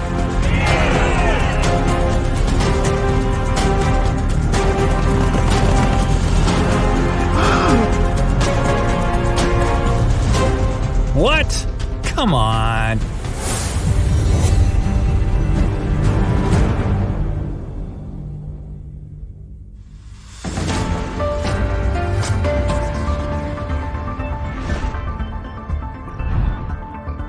The Oregon police received strange calls in March. People called the police several times because they ran out of toilet paper. We don't know how the police could help in this situation, but let's see what it would look like if someone shot a movie about it.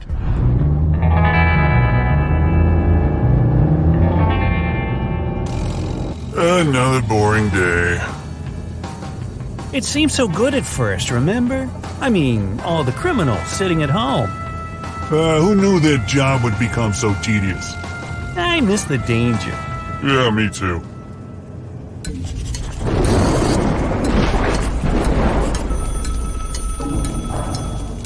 Detective Jones listening. Please, it's gone again. Somebody, help! Ma'am, what happened? Say your address. Mods, get up. How'd you say? Miss the danger?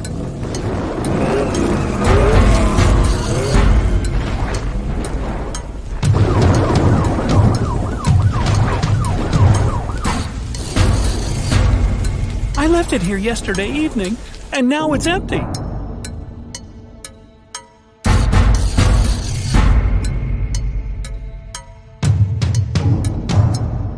Is this some kind of a sick joke? Toilet paper's running out? And people call the police? It isn't running out, Mods. It's being stolen. The safest place in your home. They're playing with us.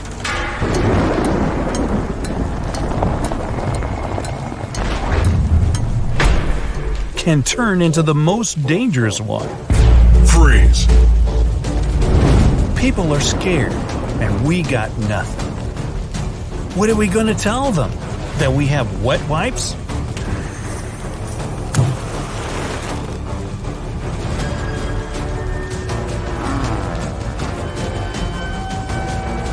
Don't move.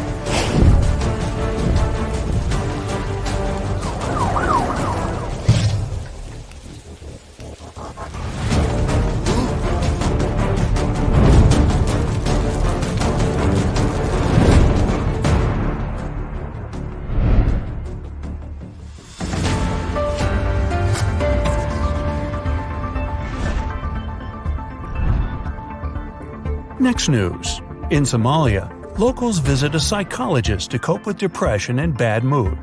Doesn't seem like news, but the psychologist is a hyena. Yeah, a real wild hyena. People believe it can repel evil genies that cause bad humor. The hyena sits in a cage and roars when people approach it. That's the session. I wonder what the life of this hyena would be like if it lived in a megalopolis. Let's see.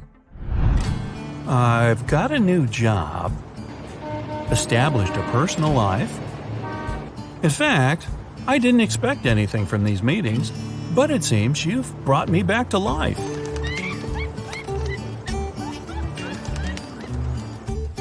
Meet Greg. He's a hyena. And he helps people to be happy. But he has a big problem.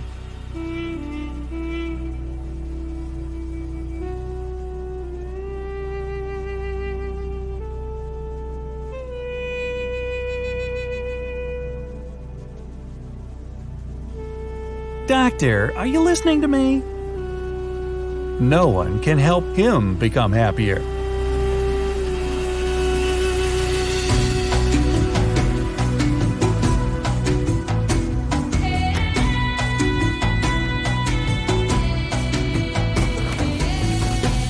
When fate wants to tell you something, you'd better listen.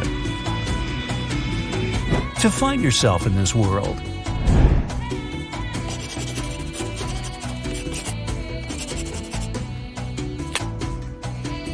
Doctor, are you okay?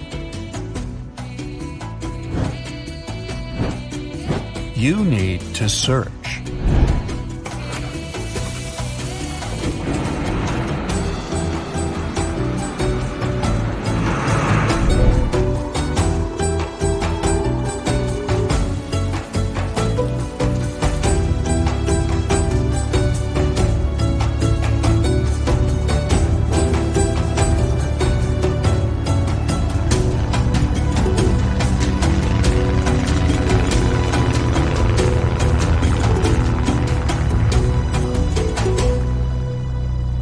Hyena and the Search for Happiness. Baby T-Rex was adorable. There, I said it. Hard to imagine those two words in the same sentence, but come on. Even Big Bad T-Rex didn't pop out of its shell all big, scary, and fully grown. In its first few months on Earth, Baby T was a cute, fluffy, turkey-sized ball of fuzz. It was kind of like a weird-looking bird coming out of an oversized egg. Not enough food, dangerous surroundings, asteroids, Poor baby T's were so helpless and weak, only about half of them made it to their first birthday party. Scientists think their fuzz was there to keep them warm when they were still small and vulnerable. Plus, it helped them camouflage and stay safe. Baby T's didn't have big, sharp teeth, yet. So, they mostly munched on smaller reptiles and insects. Baby T's grew up pretty fast. They put on up to 6 pounds a day.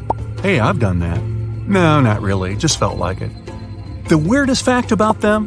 When they were little, their arms looked totally normal compared to their bodies. But by the time they were full grown, their parents were super famous. Plastered all over t-shirts, that would be a T-Rex t-shirt, movies, and the greatest Halloween costume ever, in my humble opinion. But the T-Rex we know and love didn't really exist. First of all, speed. They weren't really that fast. In the movies, you could never get away from them, even if the path was clear and you were in a pretty decent car. Early predictions were that T-Rexes could run somewhere between 10 and 30 miles an hour, which is whoa. But recent research shows they could only reach around 12 miles per hour. Anything more than that would have shattered their massive bones. So relax. After a couple months of training, even the most dedicated couch potato could get away from the sharp teeth of this guy. And what about our good friend Stegosaurus? It lived around 150 million years ago, so it didn't even get the chance to meet those cute baby T's. They appeared much later. We all recognize this dinosaur. It's the one with those ridiculous upright plates on its back. They were sometimes up to 3 feet tall. You could hide behind one. Scientists still don't really know why they had them, but they think Stegosaurus could have regulated blood flow through them, like a massive bony thermostat. They also believe these dinos could use the same system to control their skin color, depending on whether they wanted to look good or look scary. Sounds impressive, right? Well, at least something about them does, because this poor thing had a brain that weighed just a tiny bit more than a tennis ball, and was around the size of a walnut. That's a dog's brain in a hippo's body. Troodon was one of the most brainy dinosaurs. A great all-around fella, excellent hunter, stereoscopic vision, 6 feet long, and a brain that just won't quit. What a catch! Troodon's remains were one of the first dinosaur discoveries in North America. One of the weirdest members of the dinos was definitely, well, let's just call her Sue. If you met her, you'd feel like you're looking at a big turkey rat thing with a super furry body. It might be the long-lost grandma of the modern ground sloth. Its buddy, Pegamastax, definitely wasn't far behind when it comes to racking up the weirdo points. It looked like something between a porcupine and parrot.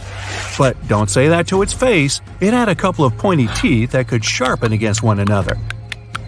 The largest and one of the heaviest known dinosaurs was Argentinosaurus. No one ever found a complete skeleton, but this beast must have weighed about 100 tons and was about 130 feet long. Compare it to the biggest animal we have now, the blue whale. It's only 100 feet long.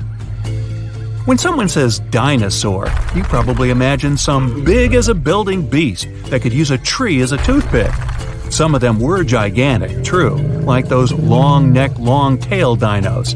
Those things were as long as an airplane. But many of them were small and lightweight, some of them the size of pigeons. The smallest dinosaur skeleton ever found was a tiny mouse lizard.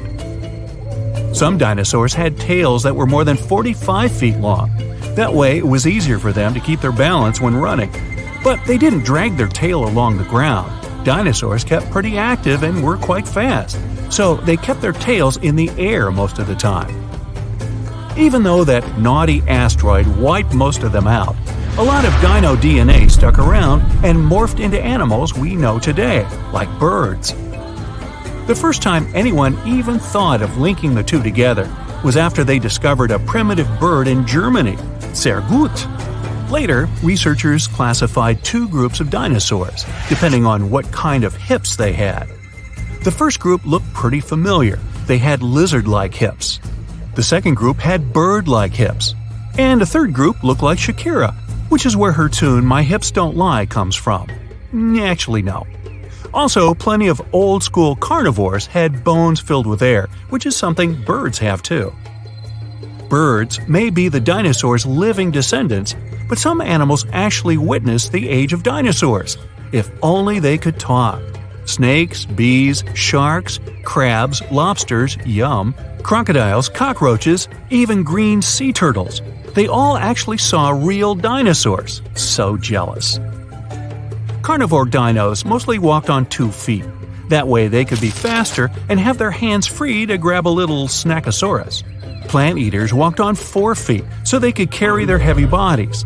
Some of the bigger plant eaters needed around a ton of food per day, literally. Imagine animals so big they had to eat a house-sized pile of veggies on a daily basis.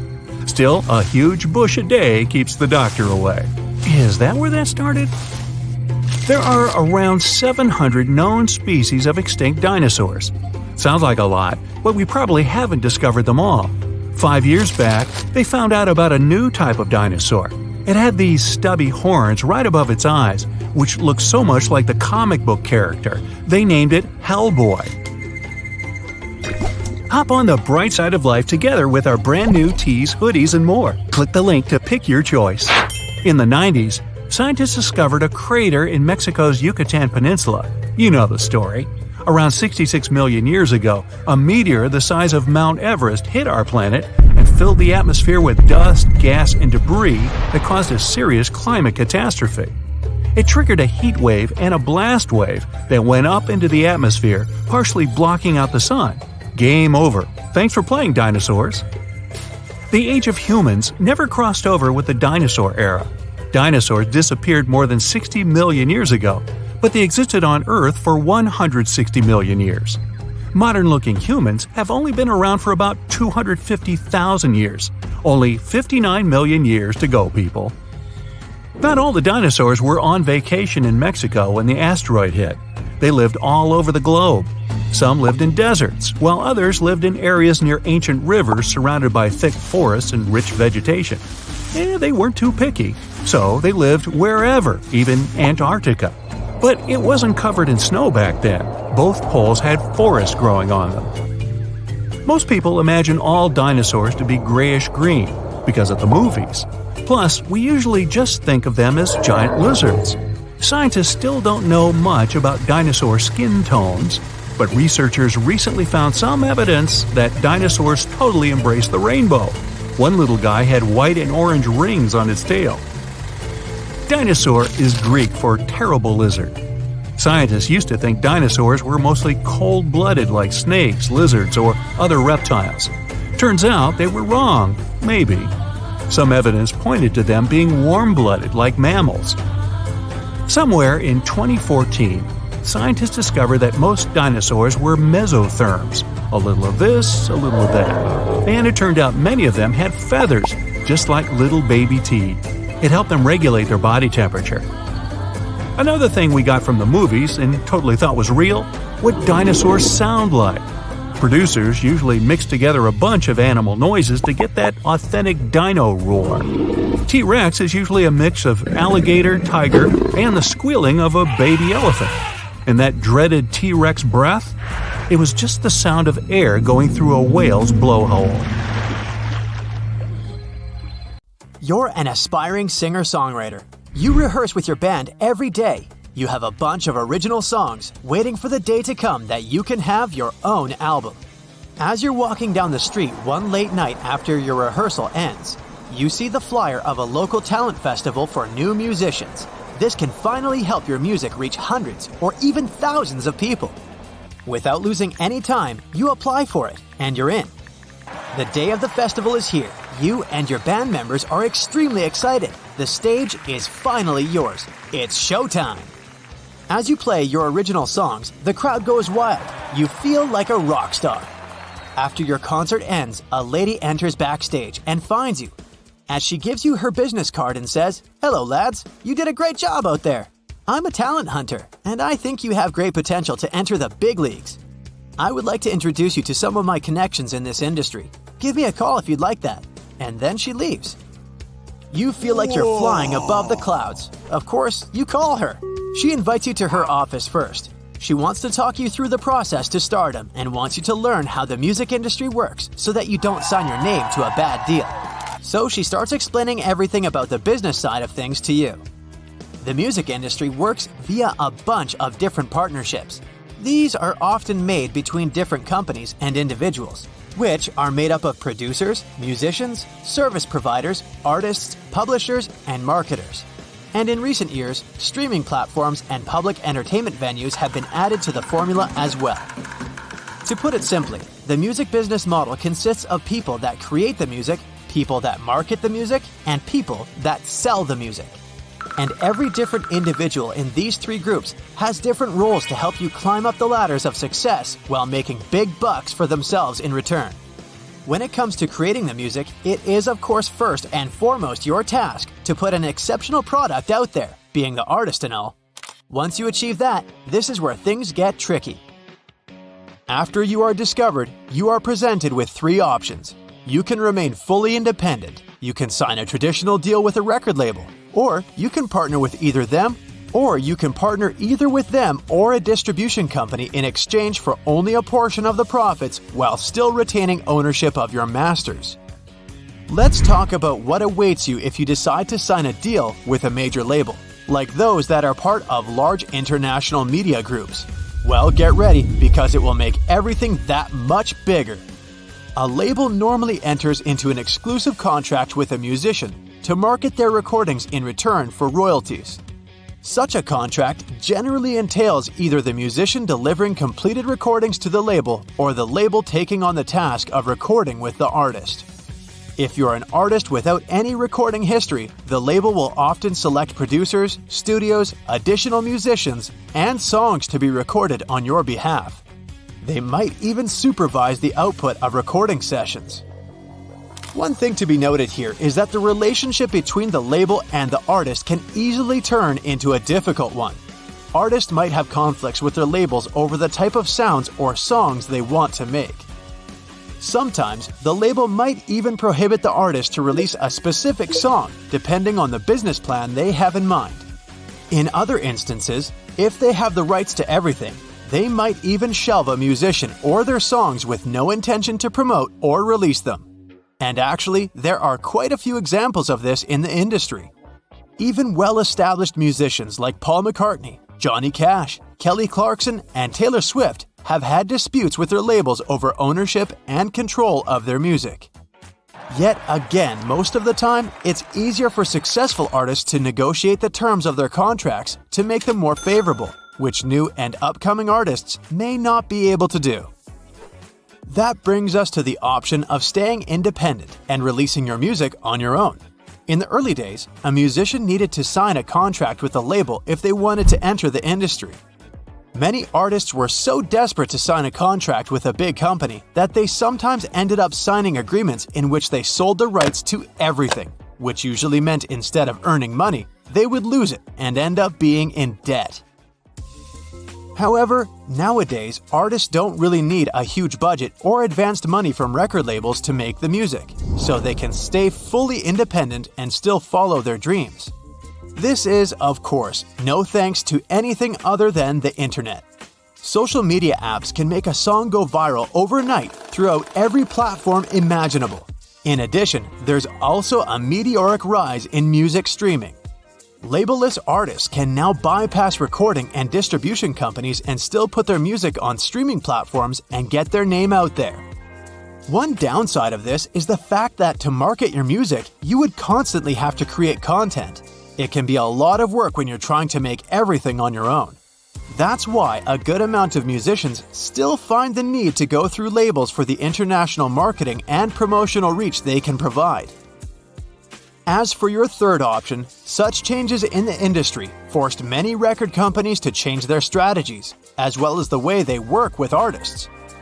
They had to come up with new types of deals in terms of ownership of the product and endorsements. One of those deals comes with a multi-year license option where the company will have rights to the song while they're marketing it, and then the ownership will go back to the artists. Others are called multiple rights or 360 deals, and they give the company's rights and percentages to artists touring, merchandising, and endorsements. In return, they give higher advance payments to the artists, show more patience towards them, and pay them higher percentages. One thing to be noted, though, is that these deals are more effective when the artist is already established and has a loyal fan base. Now, let's say you have your music ready, you signed a deal, and recorded your album. So, what's next? You'll have to get a manager first if you don't have one. As you focus on performing, they will focus on the financial side and logistical aspects of things, and help you make important business decisions as well as create long-term global strategies. They may also take care of your schedule and help you set up tours and events. Then it's time to create a fan base, of course, because who's an artist without their fans? Today, fans are regarded and used as newer, faster, and cheaper marketing tools. A new artist needs a strong fan base more than ever before because digital streams actually do not earn them much.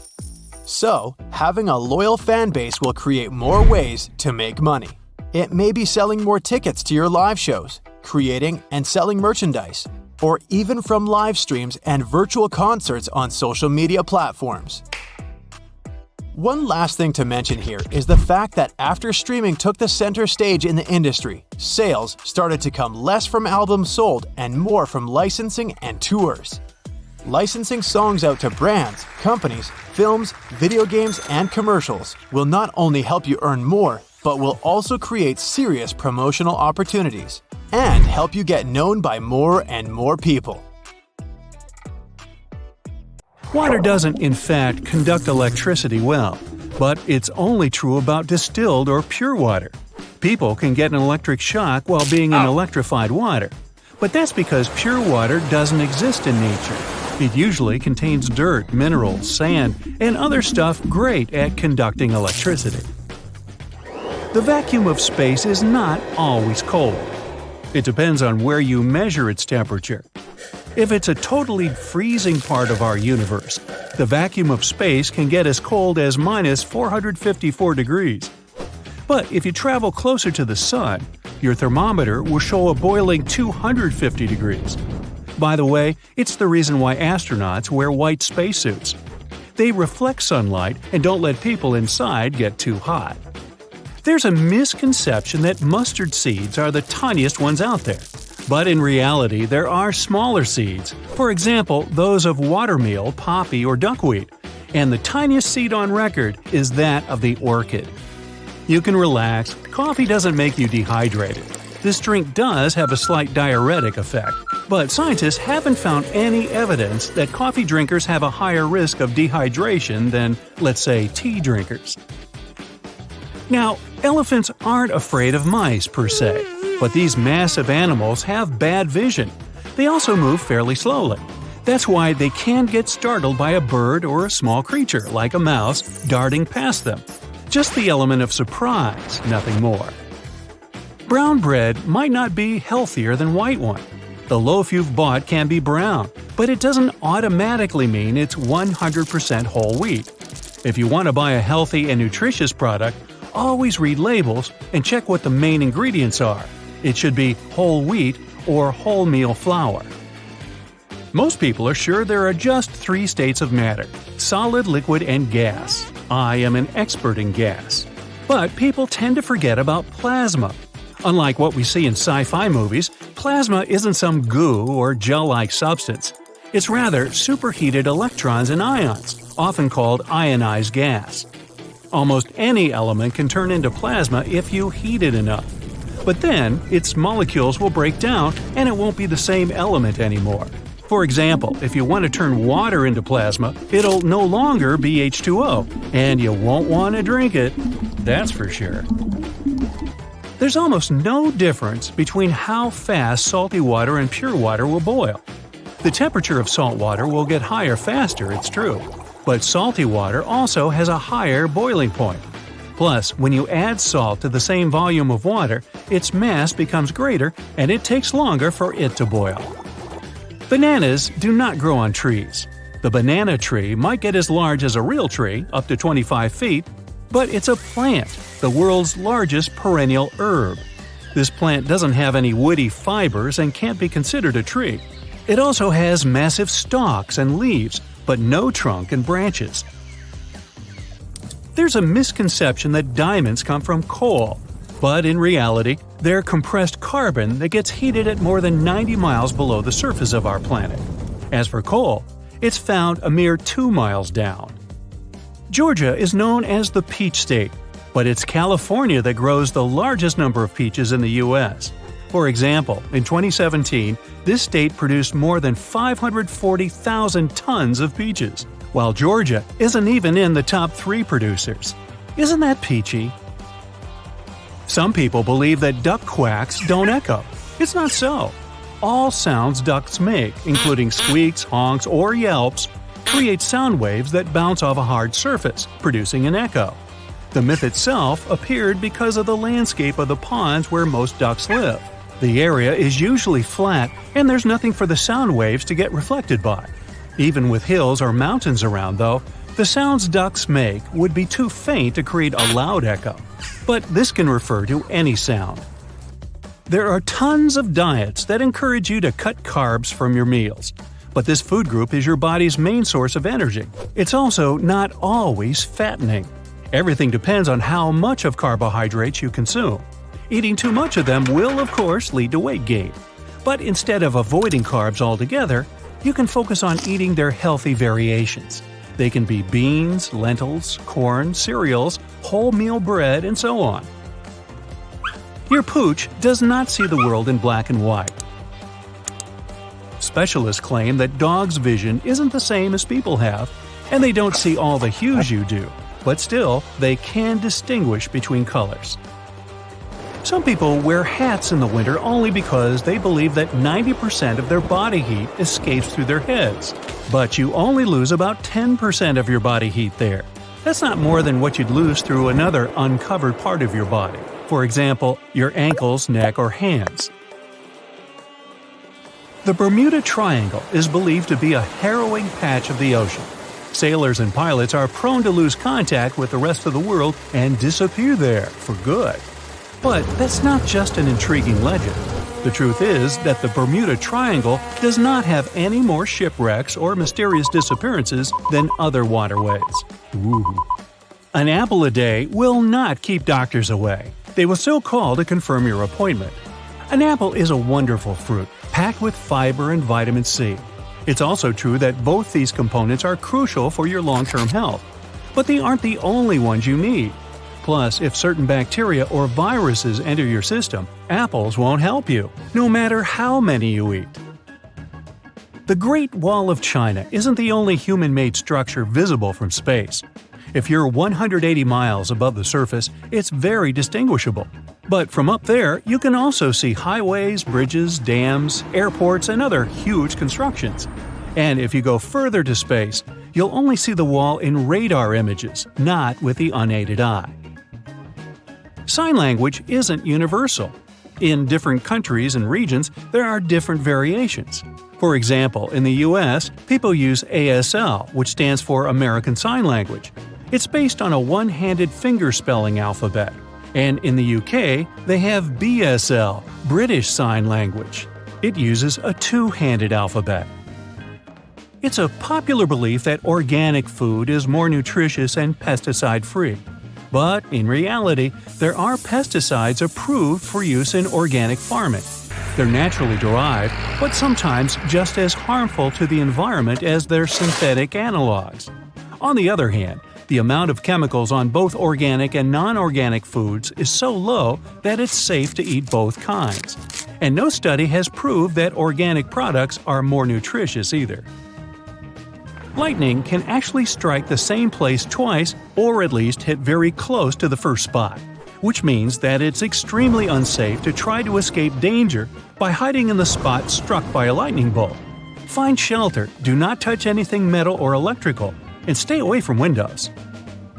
So, you probably think it's sugar that causes your headaches, but in reality, the culprit may be a fast drop in your blood sugar levels. In some people, a meal heavy in carbohydrates leads to excess production of the hormone insulin. glucose levels drop, and a person develops a headache. Natural sugars like honey are believed to be better than processed sugar, but scientists are sure that the biological effect of corn syrup that is high in fructose is almost the same as that of honey. The only problem is that candies and other sweet things contain more sugar per serving, and this also means more calories. Eating ice cream isn't likely to make your cold worse. Well, that's a relief. Some people believe that dairy products increase mucus production, but experts claim it's not true. On the contrary, frozen dairy foods can soothe a sore throat. Plus, ice cream can provide you with calories you wouldn't eat otherwise. Tons of people believe that toilet seats are swarming with germs. It's true that bathrooms aren't the most sanitary places, but toilet seats are cleaner than, let's say, our cell phones. Yeah. Since toilets are often washed and disinfected, there are statistically 10 times fewer germs on them than on our most used gadgets. Egad. It's common knowledge that people have 5 empirical senses: sound, touch, sight, taste, and smell. But it's not exactly true. There are at least 4 additional senses you have. That makes sense. You also have the sense of your orientation in space, the sense of temperature, the sense of balance, and the sense of your physiological condition. Now, your muscles will not cramp if you swim right after having a meal. Your body will require additional blood to digest all this food, but it won't be enough to stop the muscles in your legs and arms from working in the way they should. People use much more than 10% of their brain. Your brain is busy all day and all night. It needs about 20% of your body's resources and never ever turns off completely. Each part of your brain performs its own function even when you aren't paying attention. White eggs are no less healthy than brown ones. The color of an egg's shell depends on the kind of chicken that laid it. The nutritional value of the egg has much to do with what the hen has been eating. A mother bird will never reject its little one, even if it has been touched by a human. Almost all birds have a poor sense of smell. That's why the birds simply won't know the difference. You don't have to struggle to gulp down 8 glasses of water every day. The volume of water you need depends on different factors. Among them, your overall health, the levels of your activity, and the region where you live. It's not the moon's gravity that causes the tides. Earth's natural satellite does pull on the water in the oceans, but this tug is more than 100 million times weaker than the gravitational pull of our planet. What creates the tidal force is the gravity interplay between the Earth, Moon, and the Sun. Plus, it's more of a push than a pull. There's a misconception that carbonated water doesn't hydrate you as well as flat one. Many studies prove this fact wrong. For example, the participants of one of them kept cycling until they sweated off 4% of their body weight. Then they immediately had a drink. First time, it was flat water. Second time, they drank carbonated water. Then they were given sugar water. And after that, it was carbonated sugar water. It turns out carbonation didn't make any difference in how effectively the participants got rehydrated. Mount Everest is considered to be the tallest mountain on Earth, but it's only true if we speak about its height above sea level. If we take a base to summit height, the tallest peak on the planet is Mauna Kea on the Hawaiian Islands. Everest rises to 29,035 feet above sea level. For Mauna Kea, this number is a mere 13,800 feet, but it also extends 19,700 feet below the Pacific Ocean, which means that a larger part of it is submerged, and the mountain's total height is 33,500 feet. That's nearly a mile taller than Everest. The chameleon can change its color, but this creature does it not to camouflage itself. It can't even spell camouflage. Heck, neither can I. The color change helps the animal regulate its temperature and communicate with peers. It's not the temperature that defines deserts, it's a lack of precipitation. Most well-known deserts are hot, it's true, but some of them are freezing cold. They're called polar deserts. You can find them in Greenland and Antarctica. Right-brained people are analytical, and those who are left-brained are creative. Or at least that's what most of us think. It is true that different hemispheres of your brain are more engaged in certain tasks. For example, your left hemisphere is in charge of languages. But no study has ever found out that people can have right or left brain dominance. When most dogs pant, their tongues hang out of their mouths. That's why many people think that's how they sweat. In reality, dog sweat glands are located on their paw pads. Plus, there are other sweat glands all over their bodies. Dogs pant to evaporate moisture from their nasal passages, tongues, and the lining of their lungs. This also helps them to cool down. Giraffes sleep much more than 30 minutes a day, but probably not as much as you do.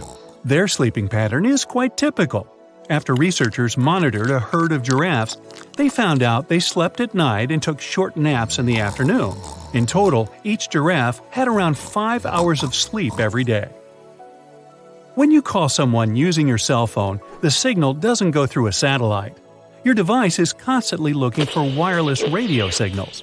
Then it transmits data to and from land-based cellular towers. Let's say you call your friend. Then the nearest tower connects you to another cell through a huge network of tower-to-tower connections. There's a myth that your blood will turn blue if it runs out of oxygen. But this misconception is based on an optical illusion. Blood might look blue because you see it through layers of tissue, which makes it appear to be a different color. Not all comets have tails. It depends on a comet's location.